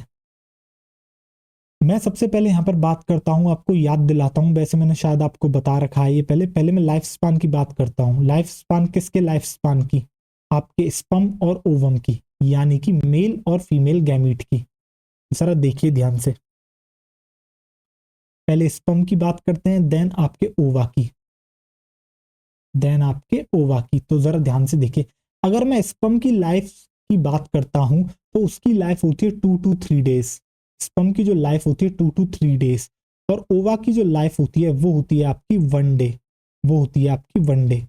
अब जरा ध्यान से सुनिएगा, जैसे ही आपका ओव्यूलेशन होता है तो एक दिन तक आपका ओवा एक्टिव रहता है, एक दिन तक वो इंतजार कर सकता है, 24 घंटे तक उसकी लाइफ साइकिल है। ओव्यूलेशन होने के बाद एक दिन तक वो रहता है कि कभी भी एक दिन के अंदर स्पर्म आएगा तो वो उसके साथ फर्टिलाइजेशन कर लेगा। अब जैसे ही अगर कोई, आप देखो अब स्पर्म की लाइफ साइकिल कैसे है, जैसे ही आपका स्पर्म इजैक्यूलेट होगा इसके अंदर रिप्रोडक्टिव ट्रैक्ट के अंदर, किसके रिप्रोडक्टिव ट्रैक्ट में, फीमेल के रिप्रोडक्टिव ट्रैक्ट में, फीमेल के रिप्रोडक्टिव ट्रैक्ट में घुसने के बाद स्पर्म 2 से 3 दिन तक रह सकता है, 2 से 3 दिन तक रह सकता है। ठीक, बढ़िया। अब जरा देखो मेंस्ट्रुअल साइकिल आपको याद है, बिल्कुल, कितने दिन की होती है मेंस्ट्रुअल साइकिल, जरा यहां पर लिखिए आइए। ये तो हो गया आपका पहला कंसेप्ट। अब जरा दूसरा कंसेप्ट ले लो, देखो मेंस्ट्रुअल साइकिल, मेंस्ट्रुअल साइकिल, शायद स्पेलिंग मैंने गलत लिखी है, आप चेक कर लेना। अगर मैं मेंस्ट्रुअल साइकिल की बात करता हूं तो मेंस्ट्रुअल साइकिल कितने दिन की थी, तो आपने बताया कि सर मेंस्ट्रुअल साइकिल थी 28 डेज की। बट बेटा +- 2 मान के चलते हैं हम, ठीक है, क्योंकि फिक्स नहीं है, क्योंकि मेंस्ट्रुअल साइकिल जो है कोई फिक्स नहीं है। क्या आपको समझ में आया भैया? हमने अपनी स्टडी के लिए माना कि मेंस्ट्रुअल साइकिल 28 डेज की है, बट एज सच फिक्स नहीं है, कभी 26 डेज की भी हो सकती है, कभी 30 डेज की भी हो सकती है, इसलिए हम +- 2 मान के आपकी चलते हैं। अब जरा ध्यान से देखिएगा, अब मैं यहां पर आपकी कुछ पॉसिबिलिटीज आपको बताता हूं, तो जरा ध्यान से देखिएगा आइए, जिससे कि आपको ये मेथड बेहतरीन तरीके से समझ में आए। तो यहां पर पहले आप डालोगे 2 हेडिंग, जिसमें सबसे पहले आप लिखोगे नंबर ऑफ डेज। 1 मिनट, थोड़ा ऊपर लिखिए, अभी समझ में आएगा, थोड़ा इंतजार करिए, देखिए जरा ध्यान से। सबसे पहले आप यहां पर लिखोगे बच्चा number of days in menstrual cycle, in menstrual cycle, देखो एमसी, मेंस्ट्रुअल साइकिल को मैं बच्चा आपके एमसी से क्या करता हूं, डिनोट करता हूं। ठीक, देखो तो एमसी से, एमसी मेंस्ट्रुअल साइकिल। तो अब जरा ध्यान से आप देखिएगा, अब देखो मैंने क्या कहा, साइकिल आपकी कितने दिन की हो सकती है, साइकिल आपकी हो सकती है बच्चा कितने दिन की, साइकिल आपकी हो सकती है 28 डे की। साइकिल आपकी कितनी हो सकती है, साइकिल हो सकती है बच्चा आपकी 28 डे की, हो सकती है 28 की, बिल्कुल। पर +-2 मैंने माना है, अगर मैं प्लस कर देता हूं तो प्लस पे कितना होगा, प्लस पे क्या 30 होगा, बिल्कुल प्लस पे हो जाएगा 30। बढ़िया, एक मिनट इसको थोड़ा साइड में लिखने दो, अदरवाइज जगह कम पड़ेगी। और अगर मैं कम मानता हूं तो मैं मान सकता हूं 26, कम मानता हूं तो मैं मान सकता हूं 26, क्योंकि +-2 मैंने माना। अगर 28 दिन की है तो 28 दिन की है, प्लस 2 दिन अगर बढ़ जाते हैं तो किसी की साइकिल 30 की हो सकती है, किसी की 26 की हो सकती है, फिक्स नहीं है साइकिल। बढ़िया, अब मैं बात करता हूं डे ऑफ ओव्यूलेशन की, अब मैं बात करता हूं आपके डे ऑफ ओव्यूलेशन की। क्या मैंने आपको डे ऑफ ओव्यूलेशन निकालना सिखाया था, हाँ सर। अगर किसी बच्चे ने अगर बेहतरीन तरीके से साइकिल पढ़ी होगी तो उसको पता है कि भैया साइकिल के जो लास्ट के 14 डेज हैं वो फिक्स है, यानी कि जो आपकी कॉर्पस ल्यूटियम की लाइफ होती है 14 डेज होती है और वो फिक्स है। अगर साइकिल 30 दिन की है तो लास्ट के 14 दिन किसके रहे होंगे, कॉर्पस ल्यूटियम के रहेंगे। और 14 दिन अगर माइनस कर दोगे तो आपको डे ऑफ ओव्यूलेशन मिल जाएगा। क्यों, क्योंकि डे ऑफ ओव्यूलेशन होने के बाद जो रिमेनिंग फॉलिकल होता है वही कॉर्पस ल्यूटियम में डेवलप कर जाता है, बिल्कुल। दैट मीन्स उससे एक दिन पहले जस्ट हुआ होगा। तो 30 में से माइनस कर दो, 30 में से क्या माइनस कर दो, 30 में से आप बच्चा माइनस कर दो क्या, 14, तो आपका क्या निकलेगा, आपका निकलेगा 16। बढ़िया, 28 में से अगर आप 14 माइनस करोगे तो आपका निकलेगा 14। और अगर आप माइनस कर दोगे 26 में से 14 तो आपका निकलेगा क्या, 12। यानी कि अगर किसी की मेंस्ट्रुअल साइकिल 26 डेज की है तो 12th डे उसका ओव्यूलेशन होगा। अगर किसी की साइकिल 28th डे की है तो 14th डे उसका ओव्यूलेशन होगा। और अगर किसी की साइकिल 30 डे की है, 30 दिन की है, तो उसका ओव्यूलेशन 16वें दिन होगा, उसका ओव्यूलेशन 16वें दिन होगा। बता हाँ या ना, 16वें दिन होगा। अब इसके बीच के दिन लिख लो जरा बेटा, 12 के बाद कौन सा दिन आएगा, 13वां, ठीक है। 14 के बाद कौन सा दिन आएगा, आपका 15वां। 16 के बाद कौन सा दिन आएगा, आपका 17वां। बढ़िया, 12 से पहले बेटा कौन सा दिन आएगा, 11वां सर। और 11वें से पहले कौन सा दिन आएगा, 10वां। बढ़िया, ठीक है। जिसमें से आप क्या कर लोगे, ओव्यूलेशन आपका कौन कौन से दिन हो सकता है, आप जो है इसको यहां पर क्या कर लोगे, एरो से दर्शा लोगे। तो देखो 26 दिन की अगर किसी की साइकिल है तो 12वें दिन क्या होगा बच्चा, आपका ओव्यूलेशन होगा। अगर किसी की 28वें दिन की साइकिल है तो 14वें दिन ओव्यूलेशन होगा। 30 दिन की साइकिल है तो 16वें दिन आपका क्या होगा, ओव्यूलेशन होगा। ठीक, इसको इस तरीके से भी आप क्या कर लोगे, मार्क कर लोगे। ये देखो, ये मैंने हाईलाइट इसको कर दिया, इस वाली बात को आपकी। ठीक, ये देखो इस तरीके से मार्क मैं कर ही देता हूं। अब जरा ध्यान से आप देखिएगा, मैं ओवा बना देता हूं। मैं क्या करता हूं, अब आपका ओवा बना लेता हूं। अब मैं आपका बना लेता हूं ओवा। चलिए आइए, ये मैंने बना लिया आपका ओवा, ये है आपका ओवा।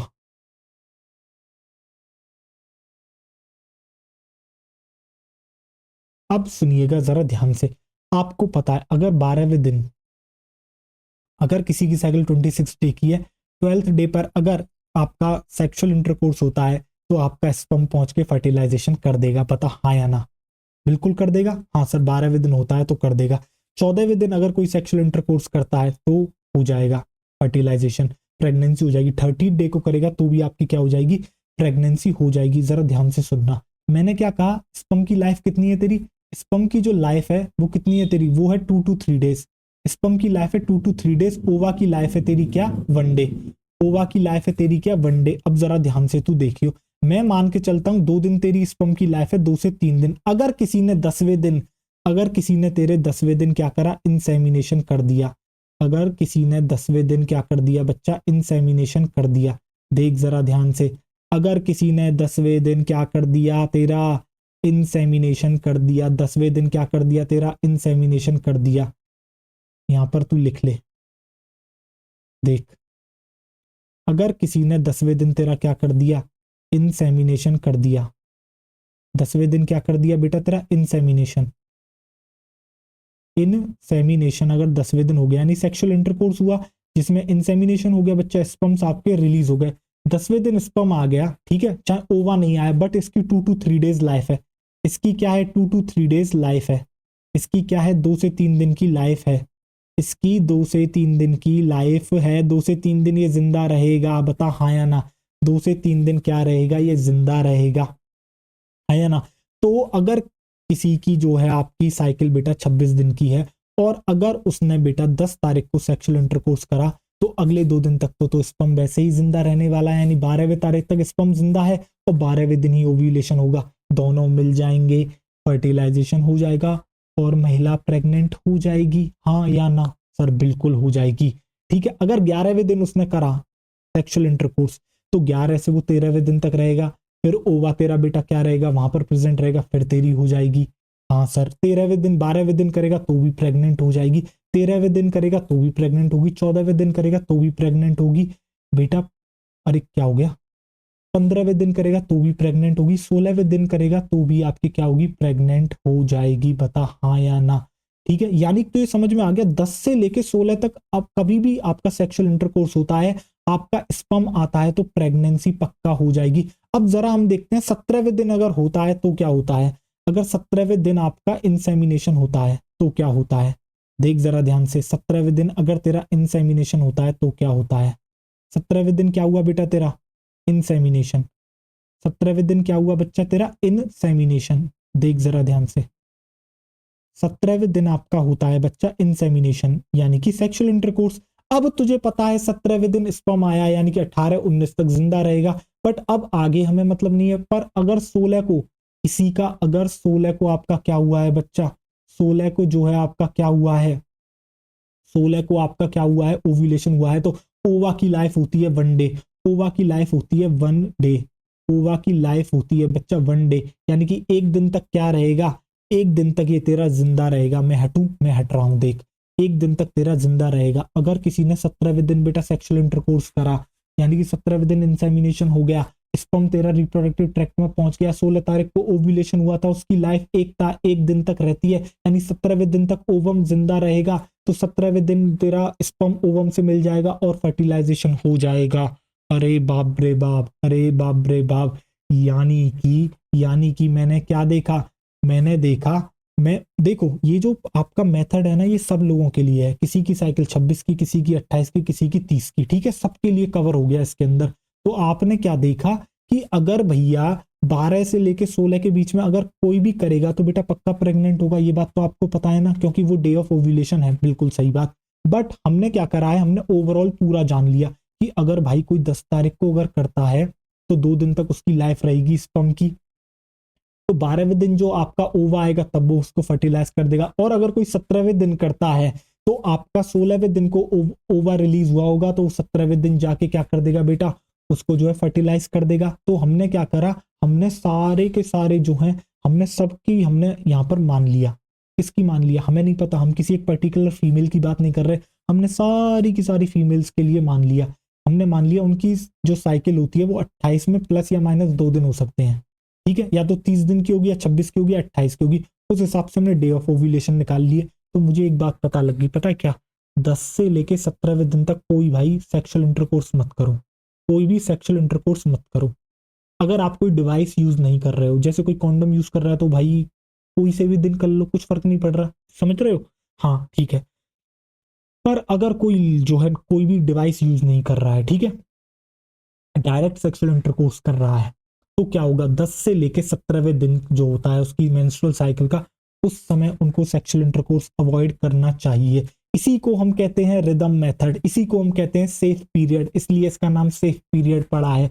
यानी कि मेंस्ट्रुअल साइकिल के 10 दिन से पहले आप आराम से करो, कोई टेंशन नहीं है, 17वें दिन के बाद आराम से करो, कोई टेंशन नहीं है, बट 10 से लेके 17वें दिन का जो टाइम पीरियड है भैया, इसमें मत कर लेना, इसमें गड़बड़ हो जाएगी, इसमें क्या हो जाएगी, इसमें गड़बड़ हो जाएगी। ठीक, तो आप यहाँ पर क्या करोगे, इसको मार्क कर लोगे इस तरीके से, यानी कि अगर 10वें दिन हुआ तो भैया हो जाएगा, 16वें 17वें दिन हुआ तो हो जाएगा, और इसके बीच करोगे तो पक्का ही पक्का होगा भैया, पक्का ही पक्का आपका काम हो जाएगा। ठीक है, तो भैया ये है आपका पूरा का पूरा मेथड। अब पता लग गया इसको कैलेंडर मेथड क्यों कहते हैं, क्योंकि भैया यहाँ पर डेट्स का बहुत इंपॉर्टेंट रोल है। तो कुछ लोग क्या करते हैं, आपको जो है अभी शायद ये मजाक लग रहा होगा कि यार ऐसे कौन करता होगा ऐसे देख के और ये सब। भैया जिनके बच्चे नहीं होते उनसे पूछो, उनको कितनी जो है मेहनत करनी पड़ती है। एक एक तारीख को जो है बच्चा नोट करा जाता है, एक एक चीज, समझ रहे हो, बहुत मेहनत करी जाती है। कि भैया कुछ लोगों के नहीं होते तो वो लोग प्लान करते हैं भैया 10 से लेके 17वें दिन ही करना है, समझ रहे हो। इसलिए इसको बेटा पीरियोडिक एब्सटिनेंस भी कहते हैं। क्या आपको समझ में आ गया, हाँ या ना मुझे बताएं। अच्छे से समझ में आ गया। अब जरा आगे देखिए, अब इसकी थ्योरी पढ़ी जाए, आइए देखिए। अब जो है आप क्या करोगे बच्चा, ये आ गया आपका पीरियोडिक एब्सटिनेंस। ठीक, इसी को रिदम मेथड भी कहते हैं। तो इसमें क्या होता है, इसमें आपने अभी अभी देखा कि कपल्स जो है अवॉइड करते हैं कॉइटस। कॉइटस मतलब बेटा वही सेक्सुअल इंटरकोर्स की बात कर रही है। कब से लेके कब तक, देखो डे 10 से लेके 17 ऑफ मेंस्ट्रुअल साइकिल। अब आपको पता लग गया 10 से लेके 17 कैसे निकाले, क्योंकि हमने माना कि किसी की साइकिल 28 की होगी, किसी की 30 की होगी, किसी की 26 की होगी, तो हमने उसी हिसाब से सारी की सारी जो है कैलकुलेशंस निकाली और हमें पता लगा कि भैया 10 तारीख को अगर किसी ने करा है और अगर 17 तारीख को करा है और इसके बीच में कोई करेगा तो पक्का पक्का प्रेगनेंसी होगी। हमने सारी कैलकुलेशन करके देख ली, आपको भी करके दिखा दी। तो इसलिए कहते हैं भैया कि अगर किसी को जो है बिना किसी मेथड को यूज करे हुए, बिना कोई कॉन्डोम यूज करे हुए, ठीक है, बिना कोई और मेथड को यूज करे हुए जो है आपका सेक्सुअल इंटरकोर्स करना है, कॉइटस करना है, तो भैया 10 से लेके 17वें दिन जो होता है मेंस्ट्रुअल साइकिल का, उस दिन तो कतई मत करना, नहीं तो पक्का बेड़ा गर्क हो जाएगा। ठीक है, प्रेग्नेंट हो जाएगी सामने वाली। ठीक है, देखो अब आगे, ओव्यूलेशन अकर्स। इसका रीजन क्या है, क्योंकि भैया ओव्यूलेशन होता है इसी दौरान, इसलिए हाई चांसेस ऑफ फर्टिलाइजेशन आपको देखने को मिलता है। इसीलिए दिस पीरियड इज कॉल्ड, इसलिए इस पीरियड को आपके क्या कहते हैं, फर्टाइल पीरियड कहते हैं। इसलिए इसको बच्चा फर्टाइल पीरियड कहते हैं। और कंक्लूजन क्या निकला, कंक्लूजन भैया यहाँ पर एक ही निकला है। कंक्लूजन क्या निकला है, कंक्लूजन ये निकला है कि जो है इस दौरान अवॉइड करना है सेक्स ड्यूरिंग फर्टाइल पीरियड, जिससे कि आप प्रिवेंट कर सको कंसेप्शन को। देखो दो दो मीनिंग होते हैं, एक होता है कॉन्ट्रासेप्टिव, एक होता है कंसेप्शन। कॉन्ट्रासेप्टिव क्या होते हैं, ऐसे डिवाइस या मेथड जिनसे प्रेगनेंसी नहीं होती। कंसेप्शन का मतलब होता है प्रेग्नेंट हो जाना। कंसेप्शन का मतलब होता है बच्चा क्या, कंसेप्शन का मीनिंग होता है प्रेग्नेंट हो जाना, प्रेग्नेंट हो जाना। तो क्या प्रिवेंट कर रहा है, कंसेप्शन। मैं लिख दूं यहाँ पर, कंसेप्शन का मतलब क्या है, कंसेप्शन का मतलब है प्रेग्नेंट हो जाना। कंसेप्शन का मतलब है प्रेग्नेंट हो जाना, प्रेग्नेंट हो जाना, प्रेग्नेंट हो जाना। भैया हिंदी की राइटिंग हमारी बहुत ही बेकार है, ठीक, हमें पता है, हमने टीचर से पूरी जिंदगी सुना है हिंदी इंग्लिश सबकी राइटिंग को लेकर, राइटिंग हमारी बहुत ही बेकार है।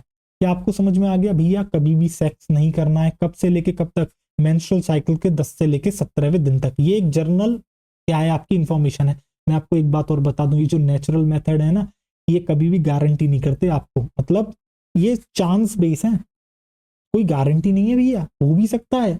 अगर आप 90 दिन कर रहे हो, आप सोचो यार आपने मान लिया भैया 10 से लेके 17 को पक्का नहीं हो रहा कुछ भी, और आप 90 दिन कर रहे हो सकता है भैया फिर हो जाए, कुछ नहीं पता। ठीक है, आओ देखो, ये सब चांस बेस होते हैं। ये आ जाओ देखो, ये बात हमने आगे लिखी भी है। दूसरा जो मेथड आता है वो आता है आपका विड्रॉल स्लैश कॉइटस इंटरअप्टस। विड्रॉल या फिर कॉइटस इंटरप्टस, इंटरप्ट कर देना। आपने एक शब्द सुना होगा, इंटरप्ट कर दिया भैया उसने तो मुझे रोक दिया। अब होता क्या है, सपोज करो एक मेल एक फीमेल क्या कर रहे हैं, सेक्सुअल इंटरकोर्स कर रहे हैं, कॉइटस कर रहे हैं, सेक्स कर रहे हैं। अब जैसे ही वो कर रहे होते हैं, मेल को पता होता है कि यार अब जो है मेरा इजैक्यूलेशन होने वाला है, मेल को पता होता है अब मेरा इजैक्यूलेशन होने वाला है।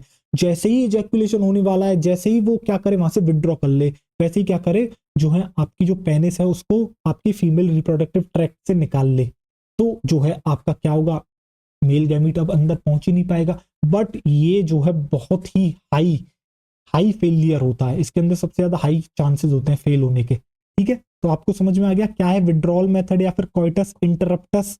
देखो कोइटस मतलब क्या होता है, सेक्सुअल इंटरकोर्स, यानी कि सेक्स को ही कोइटस कहते हैं। इंटरप्ट यानी कि सेक्स को इंटरप्ट कर देना। कैसे इंटरप्ट कर देना भैया, पेनिस को एकदम से निकाल लेना फीमेल ट्रैक्ट में से, जैसे ही पता लगे कि यार अब इंसेमिनेशन होने वाला है, इसलिए इसको विदड्रॉल मेथड भी कहते हैं, निकाल लेना। तो इसके अंदर क्या होता है भैया, तो जरा देखो इसमें क्या होता है, जो आपका मेल पार्टनर होता है वो क्या करता है, विदड्रॉ कर लेता है, विदड्रॉ पेनिस बिफोर इजैक्यूलेशन, यानी कि इजैक्यूलेशन होने से पहले ही क्या करता है, पीनस को इसमें निकाल लिया जाता है।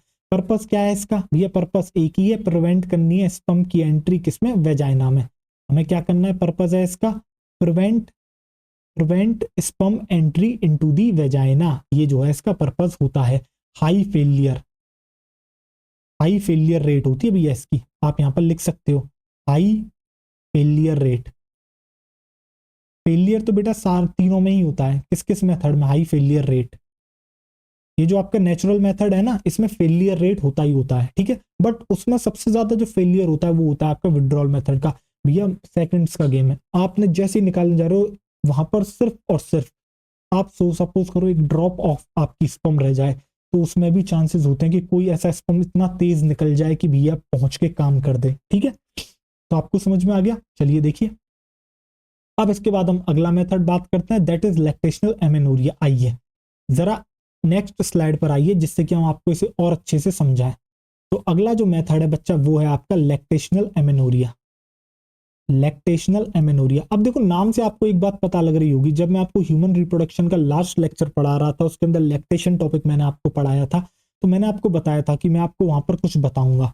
मैंने आपको बताया था क्या, मैंने आपको ये बताया था कि भैया लैक्टेशन के दौरान क्या होता है, आपकी मेंस्ट्रुअल साइकिल नहीं होती, ठीक है, मेंस्ट्रुअल साइकिल स्टॉप हो जाती है। ऐसा क्यों होता है, आइए चलिए बात करते हैं लैक्टेशनल एमेनोरिया। और अगर मेंस्ट्रुअल साइकिल स्टॉप हो गई है भैया, पहली बात तो लैक्टेशन कब होगा, जब पार्चुरेशन हो जाएगा उसके बाद ही तो लैक्टेशन होगा, क्योंकि आपको पता है बच्चे की डिलीवरी के बाद क्या होता है, कुछ हार्मोन्स का गेम हमारी बॉडी में होता है, जिनको अभी आपको मैं वापस बताऊंगा।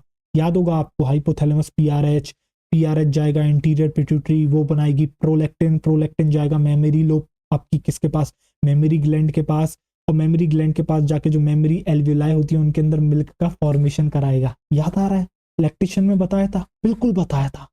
तो लैक्टेशन में ये होता है, ठीक है। अब होता क्या है बच्चा, इस दौरान क्या होता है, अब आपको पता लगेगा कि आखिर क्यों जो है मेंस्ट्रुअल साइकिल रुक गई।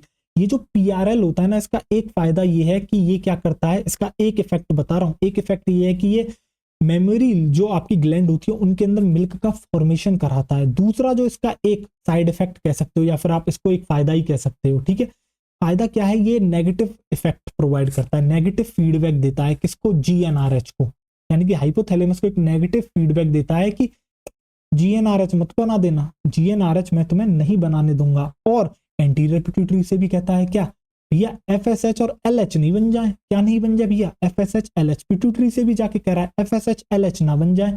यानी कि मैं कह सकता हूं कि पीआरएल जो प्रोलैक्टिन है उसका एक नेगेटिव फीडबैक है क्या, कि वो जीएनआरएच एफएसएच एलएच तीनों को नहीं आने दे रहा है, तीनों को नहीं आने दे रहा है। और जब ये तीनों नहीं आएंगे, जब ये तीनों नहीं आएंगे तो क्या नहीं होगा बेटा, आपको पता है जीएनआरएच किस पे एक्ट करता है, जीएनआरएच जो है गोनेडोट्रोफिन्स को रिलीज कराता है। गोनेडोट्रोफिन्स कौन है, एफएसएच एलएच, अल्टीमेटली एफएसएच और एलएच नहीं आ रहे। एफएसएच नहीं आएगा तो क्या फॉलिकल्स की ग्रोथ हो पाएगी, नहीं।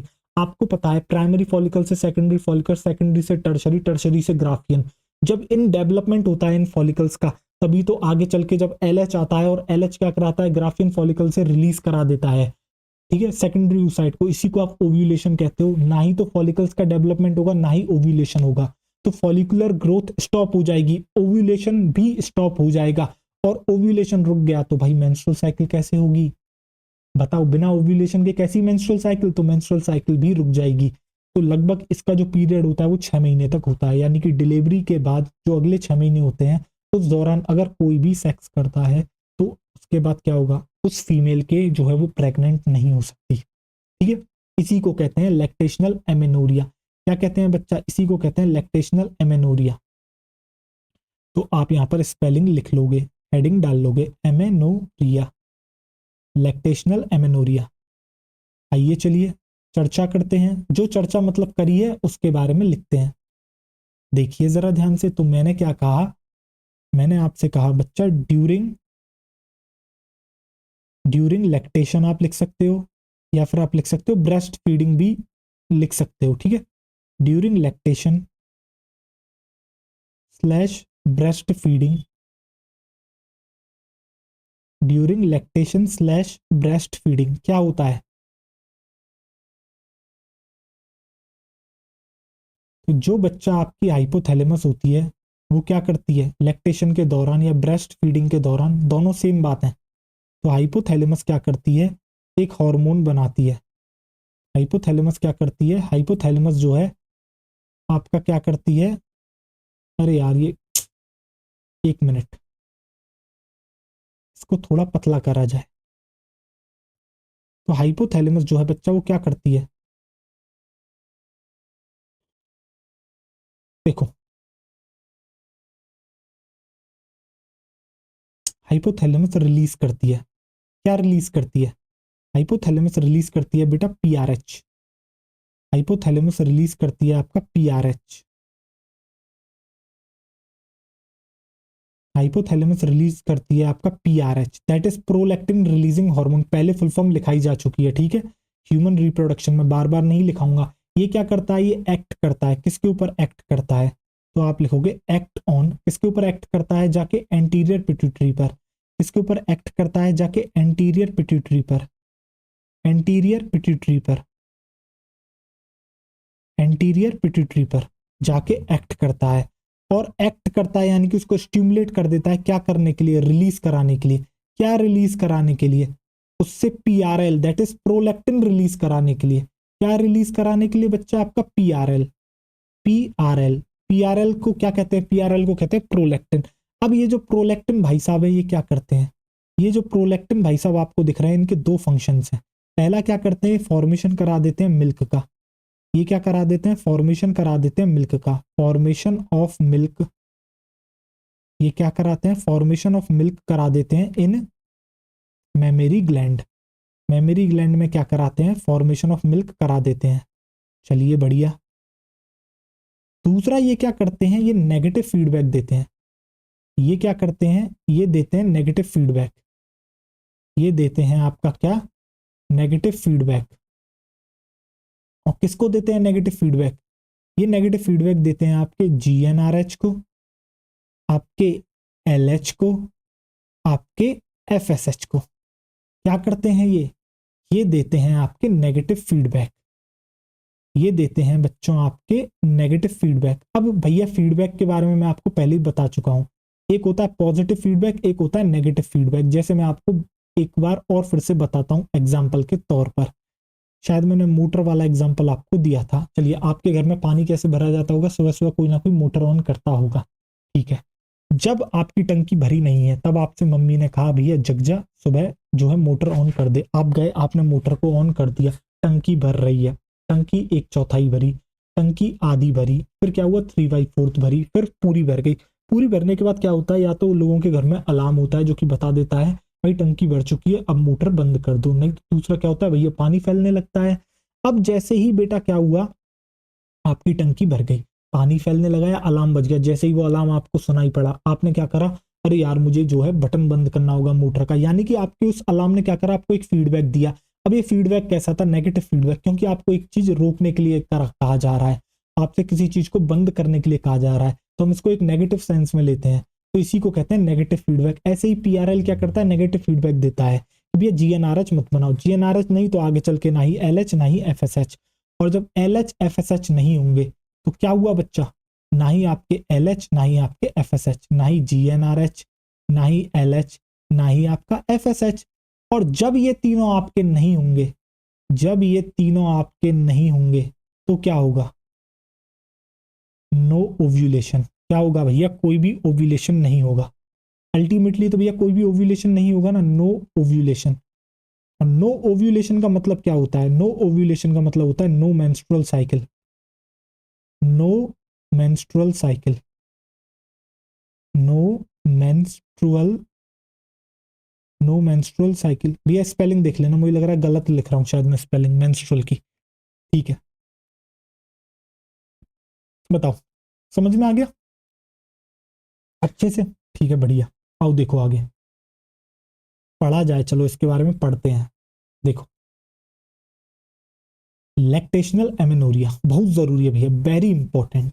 जरा देखो, बेस्ड ऑन, किसके ऊपर बेस्ड है? तो भैया ये बेस्ड है आपकी absence of menstruation after child birth. तो भैया होता क्या है, ये आपका बेस है किसके ऊपर, कि चाइल्ड के बर्थ के बाद, पार्चुरेशन के बाद क्या होता है, आपका मेंस्ट्रुएशन जो है गायब हो जाता है, एब्सेंट हो जाता है। और होता क्या है, इसका रीजन क्या है? तो देखो, रीजन होता है इसका ड्यूरिंग इंटेंस ब्रेस्ट फीडिंग। तो ब्रेस्ट फीडिंग के दौरान क्या होता है, ओव्यूलेशन डज नॉट अकर। आपका क्या नहीं होता, ओव्यूलेशन नहीं होता। और ओव्यूलेशन नहीं होता तो मेंस्ट्रुअल साइकिल भी आपकी रुक जाती है। इफेक्ट इसका क्या होता है, इफेक्ट है इसका चांस ऑफ प्रेगनेंसी ऑलमोस्ट निल होते हैं, यानी कि जीरो होते हैं। लिमिटेशन क्या है इसकी भैया, लिमिटेशन क्या है इसकी, लिमिटेशन ये है कि ये इफेक्टिव है सिर्फ और सिर्फ किसके लिए, effective up to 6 month after child birth.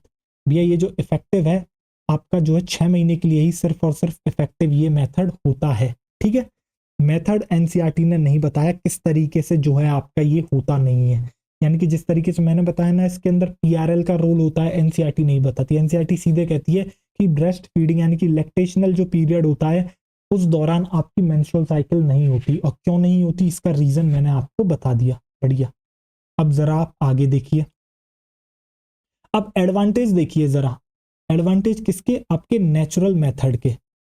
अब देखो नाम से ही पता लग रहा है नेचुरल मेथड है, यानी कि no medicine slash devices use, ना ही कोई मेडिसिन इस्तेमाल होगी, ना ही कोई डिवाइस इस्तेमाल नहीं होगा।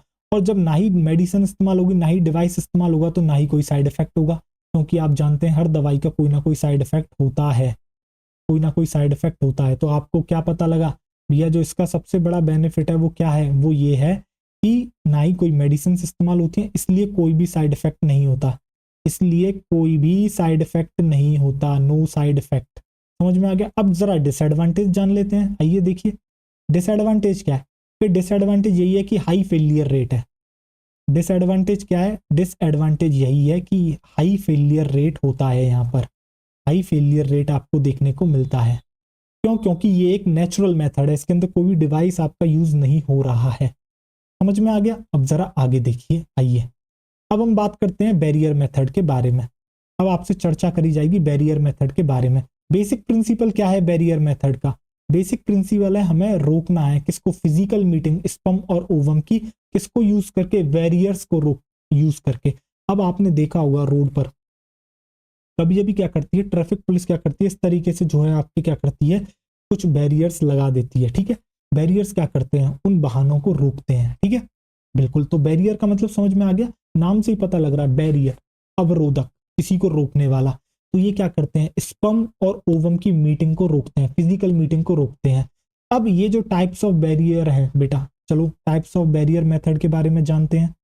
आइए, ये अवेलेबल होते हैं आपके किसके लिए, ये भैया दोनों के लिए अवेलेबल होते हैं, चाहे आपका मेल हो चाहे आपका फीमेल हो, दोनों के लिए क्या होते हैं, ये बैरियर मेथड्स अवेलेबल है। ठीक है, बढ़िया। आओ सबसे पहले बात करते हैं बच्चा आपके कॉन्डम्स के बारे में।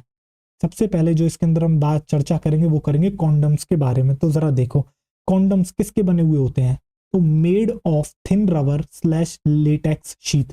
आपसे पूछा जाएगा, आपसे पूछा जाएगा कि भैया कॉन्डम किसका बना हुआ है, तो आप बताओगे थिन रबर या फिर लेटेक्स शीट के ये बने हुए होते हैं। अब मैं आपको बता दूं भैया, जो कॉन्डम होता है आपका, कॉन्डम मेल के लिए भी आता है, कॉन्डम फीमेल के लिए भी आता है। आपने जो है अक्सर नाम, जब हम कॉन्डम की बात करते हैं, पहली बात तो हमारी सोसाइटी में कोई भी बात ही नहीं करना चाहता। ठीक है, आपने काफी सारी मूवी, आपने एक मूवी देखी होगी पीके, याद है? जब पीके जो है ऑफिस जाता है उस न्यूज चैनल में अनुष्का शर्मा के साथ, आमिर खान जाता है, तो वहां किसी का जो है कॉन्डम का पैकेट गिर जाता है और पीके देख लेता है किसकी जो है आपकी जेब से गिरा है, तो वो उसको जाके देता है, आपकी जेब से गिरा है, तो उसकी एकदम शक्ल यूं हो जाती है नीचे एकदम। ठीक है, और अगल बगल वाले भी लोग जो है हंस रहे होते हैं। तो ये इंडिया में क्या है यार, एक प्रॉब्लम है, समझ रहे हो? इसलिए हम जो है, यही तो एक यार बैरियर है, यही तो एक टैबू है जिसके बारे में कोई बात नहीं करना चाहता, और यही रीजन है। समझ रहे हो, जितनी ज्यादा आप बात करोगे इसके बारे में, और बात ज्यादा करने का मतलब ये नहीं फालतू बातें करनी है, बात करनी है पते की, जो एक्चुअल में ट्रू है, जिससे कि कोई भी मिथ और मिसकंसेप्शंस ना फैलें और आगे चल के किसी बेचारे की या किसी की भी जिंदगी बर्बाद ना हो। कभी कभी लोगों को बहुत खतरनाक खतरनाक बीमारियां हो जाती हैं जिनसे कभी वापसी नहीं हो सकती, डेथ ही उनका जो है क्या है अंतिम रिजल्ट बचता है। तो ये सब क्यों हो रहा है? क्योंकि लैक ऑफ नॉलेज है। और लैक ऑफ नॉलेज क्यों है? क्योंकि कोई बात नहीं करना चाहता, लोग हंसी करेंगे, मजाक उड़ाएंगे, कोई पॉजिटिव वे में लेता ही नहीं है। जैसे कि मैं भी आपसे पूछूं, सब लोग जानते हैं मेल कॉन्डम के बारे में, बट लोग जानते हैं क्या फीमेल कॉन्डम के बारे में? बहुत कम लोग नहीं जानते। लोग ये भी लोगों को, अगर मैंने काफी देखा है, मैं जब बच्चों को बताता हूँ कि यार देखो फीमेल कॉन्डम होता है, तो बच्चे कहते हैं फीमेल कॉन्डम भी आता है, हमने तो सिर्फ मेल कॉन्डम के ऐड देखे हैं, क्या फीमेल कॉन्डम भी आता है? जी हाँ, फीमेल कॉन्डम भी आता है। दोनों के अंदर फर्क होता है, फर्क मैं आपको बताऊंगा, ठीक है। तो आपसे पूछे कॉन्डम किसके बने हुए होते हैं? लेटेक्स शीट और थिन रबर के आपके कॉन्डम बने हुए होते हैं। तो जरा देखो मेल और फीमेल, इसको देखने से पहले जरा मैं आपको डायग्राम दिखाता हूँ, जरा देखिए। ये है बच्चा आपका मेल कॉन्डम।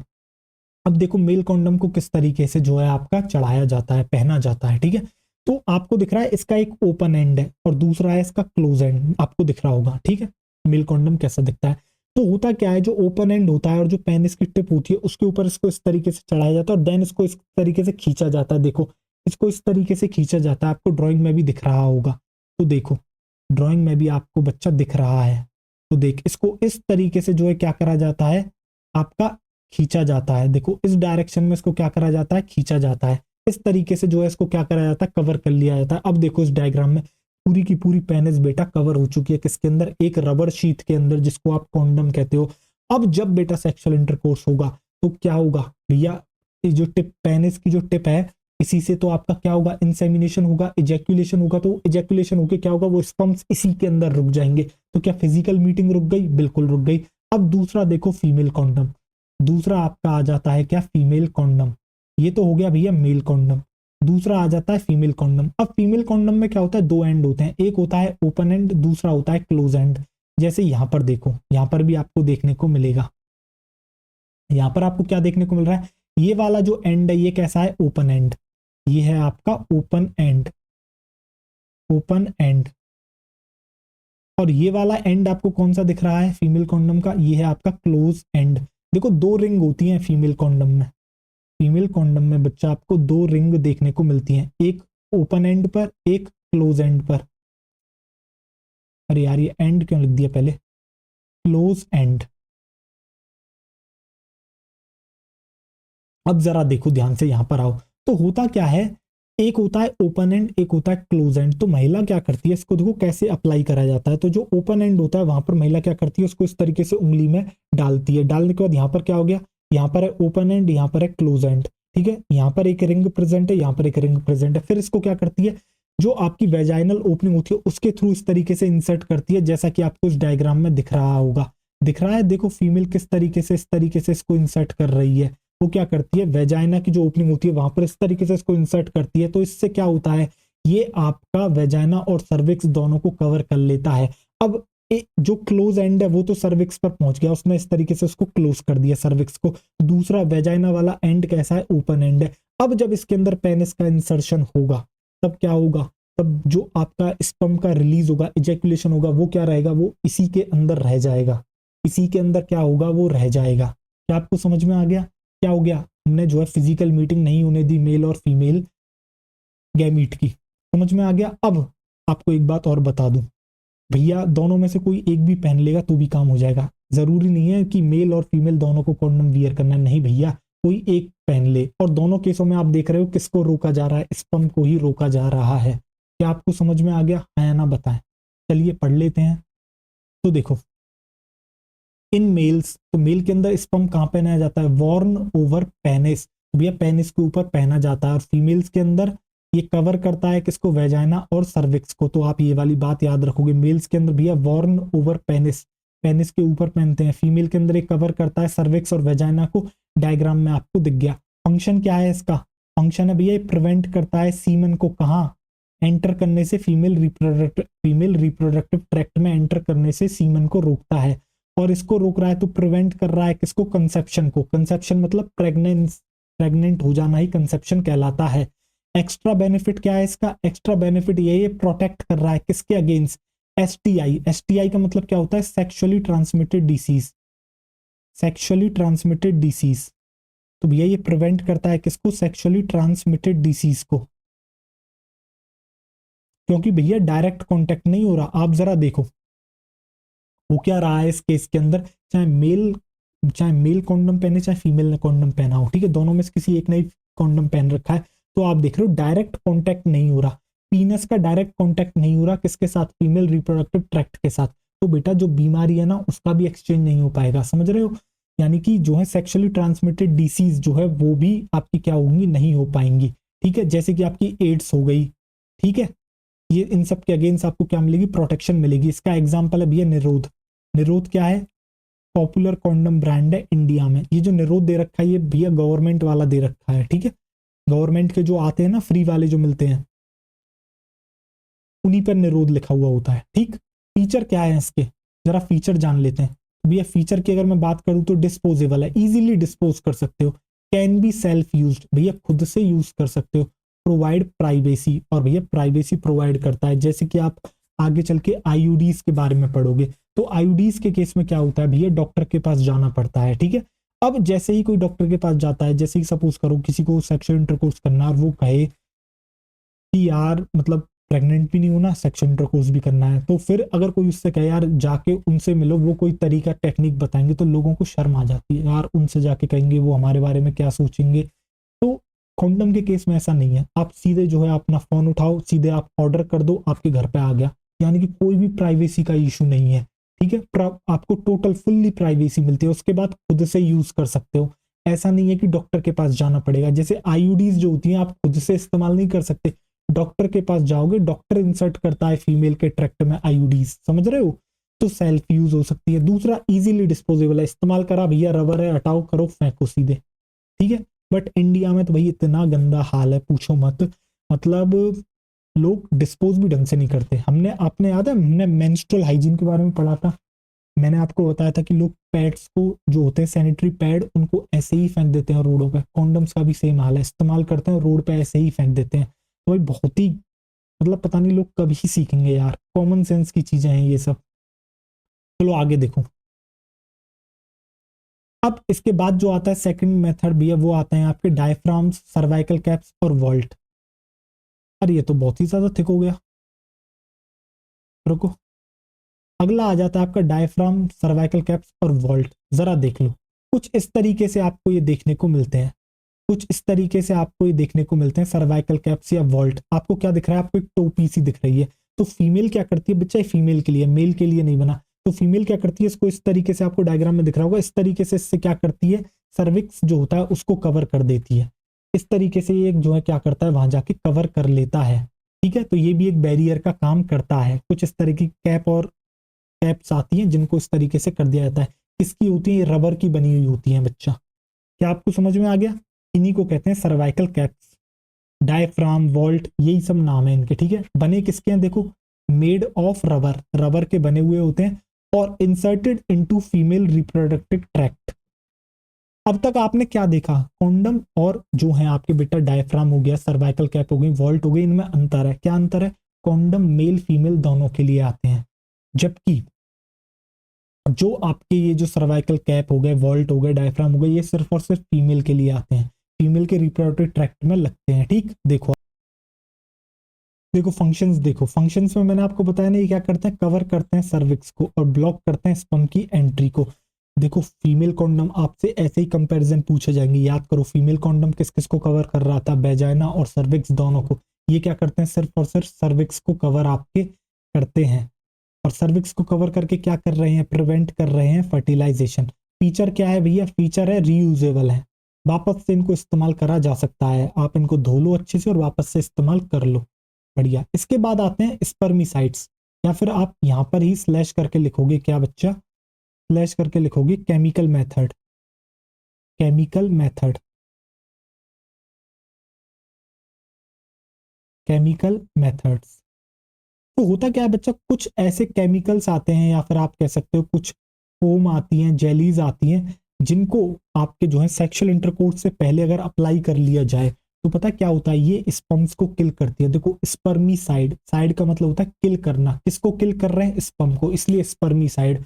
तो कुछ ऐसी क्रीम आती है, जेलीज आती हैं, फोम आती हैं, ठीक है, यानी कि केमिकल्स हैं ये, इनको अगर अप्लाई कर लिया जाए तो ये क्या करते हैं, ये फीमेल जो सॉरी जो आपके स्पर्म्स होते हैं उनको किल करने का काम करते हैं। तो अल्टीमेटली क्या हो रहा है, जो फीमेल है वो प्रेग्नेंट नहीं होगी। तो इसके अंदर कौन कौन आते हैं भैया, इसके अंदर आती हैं आपकी क्रीम्स आती हैं बच्चा, जेलीज आती हैं, आपकी फोम आती हैं। तो आप याद रखोगे इसके अंदर क्रीम आ गई, जेली आ गई, फोम आ गई। फंक्शन क्या है इनका, इनका जो फंक्शन है वो है किल स्पर्म्स। फंक्शन है बच्चा इनका किल स्पर्म्स। अब होता क्या है बच्चा, ये जो लोग इनका इस्तेमाल करते हैं, पता है वो कैसे इस्तेमाल करते हैं, इनको कॉम्बिनेशन में इस्तेमाल करते हैं। इससे क्या एफिशिएंसी इंक्रीज हो जाती है। तो पता है क्या करते हैं लोग, जो आपने अभी देखा था डायफ्राम, सर्वाइकल कैप और वॉल्ट, तो वो क्या करते हैं, इन्हीं सर्वाइकल कैप या वॉल्ट या डायफ्राम पर क्या करते हैं, इन्हीं क्रीम्स को अप्लाई कर देते हैं और फिर इनको इंसर्ट कर लेते हैं। इससे क्या हो गया, उसने सर्विक्स को भी कवर कर लिया, और अगर गलती से कोई स्पर्म बच गया, पहुंचने के चांस हो, तो क्रीम जो आपने अप्लाई करी है उसके ऊपर जेली लगाई है, फोम लगाई है, वो उसको किल कर दे। तो दोनों का कॉम्बिनेशन बना के क्या करा जाता है, आपकी एफिशिएंसी इंक्रीज कर ली जाती है। यही बात एनसीईआरटी ने अपनी अगली लाइन में लिखी है। तो एनसीईआरटी ने क्या लिखा है, जरा देखो ध्यान से। इंक्रीज करी जा सकती है कॉन्ट्रासेप्टिव एफिशिएंसी जब आप दोनों को इस्तेमाल करो एक साथ। किसको, डायफ्राम को, सर्वाइकल कैप को, वॉल्ट को। यानी कि जब आप इन केमिकल्स को डायफ्राम, सर्वाइकल कैप और वॉल्ट दोनों के साथ इस्तेमाल कर रहे हो, इन दोनों को कॉम्बिनेशन में, तो आपकी एफिशिएंसी इंक्रीज हो जाएगी। देखो इस डायग्राम में ये महिला क्या कर रही है, यहाँ पर जेली या फिर क्रीम को अप्लाई कर रही है। तो यहाँ पर क्या हो रहा है, यहाँ पर जो है कॉम्बिनेशन करा गया है, जेली अप्लाई करी गई है। यहाँ पर आप देख सकते हो, यहाँ पर क्या करा गया है, क्रीम अप्लाई करी गई है। क्रीम, या फिर आप यहाँ पूरा लिखो, आप यहाँ पर लिखो स्पर्मिसाइडल क्रीम। आप यहाँ पर लिखोगे बच्चा स्पर्मिसाइडल क्रीम अप्लाइज ऑन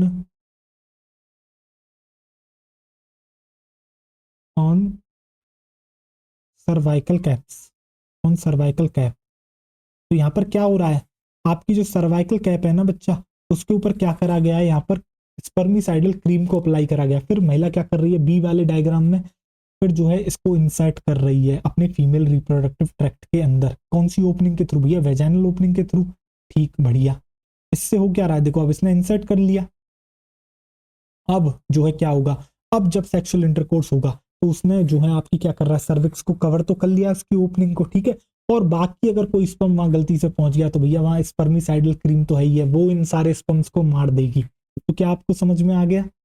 अगर आपको जो है एफिशिएंसी बढ़ानी है किसकी, आपको एफिशिएंसी बढ़ानी है किसकी, आप ऐसे समझो, आपसे क्वेश्चन ऐसे पूछा जाएगा, मुझे किसी को जो है एफिशिएंसी बढ़ानी है आपके सर्वाइकल कैप की, तो वो कौन सा और मेथड उसके साथ यूज करे। तो आपको वहां पर एक ऑप्शन होगा भैया, वो क्रीम को यूज कर ले, जेली लिख सकते हैं, फोम लिख सकते हैं, स्पर्मिसाइडल शब्द यूज करेंगे वो, ठीक है, या फिर केमिकल मेथड शब्द यूज कर लेंगे। तो आप कहोगे हाँ भैया केमिकल मेथड सही है। समझ में आ गया आपको। चलिए देखते हैं कितना समय हो गया। अरे यार 1 घंटा 32 मिनट हो गया। आज तो काफी लंबा लेक्चर हो गया, पर मजा आया आपको। चलिए बढ़िया। तो बच्चों थैंक यू सो मच, आपने लेक्चर यहाँ तक अटेंड करा। अब मैं मिलता हूँ आपसे अगले लेक्चर में, तब तक आप अपना ढेर सारा ख्याल रखें, पढ़ाई करते रहें। All the very best. मिलता हूँ आपसे अगले लेक्चर में। आज आपको मजा आया होगा, क्योंकि यार जहाँ पर कंसेप्ट देना था वहां पर कंसेप्ट दिया। आपको जो है रिदम मेथड अच्छे से समझाया, मजा आ गया होगा। लैक्टेशनल एमेनोरिया में मजा आ गया होगा। बाकी काफी चीजें कॉमन थी वो आपको समझाई। अल्टीमेटली आपको सारी चीजें समझ में आ गई। अब बेटा जो बचे कुछ आपके कॉन्ट्रासेप्टिव्स हैं, जिसमें आईयूडीज बहुत ज्यादा मेन है, ठीक है, उनके ऊपर हम आपसे जो है कल चर्चा करेंगे। तब तक के लिए आप अपना ख्याल रखें, पढ़ाई करते रहें। All the very best.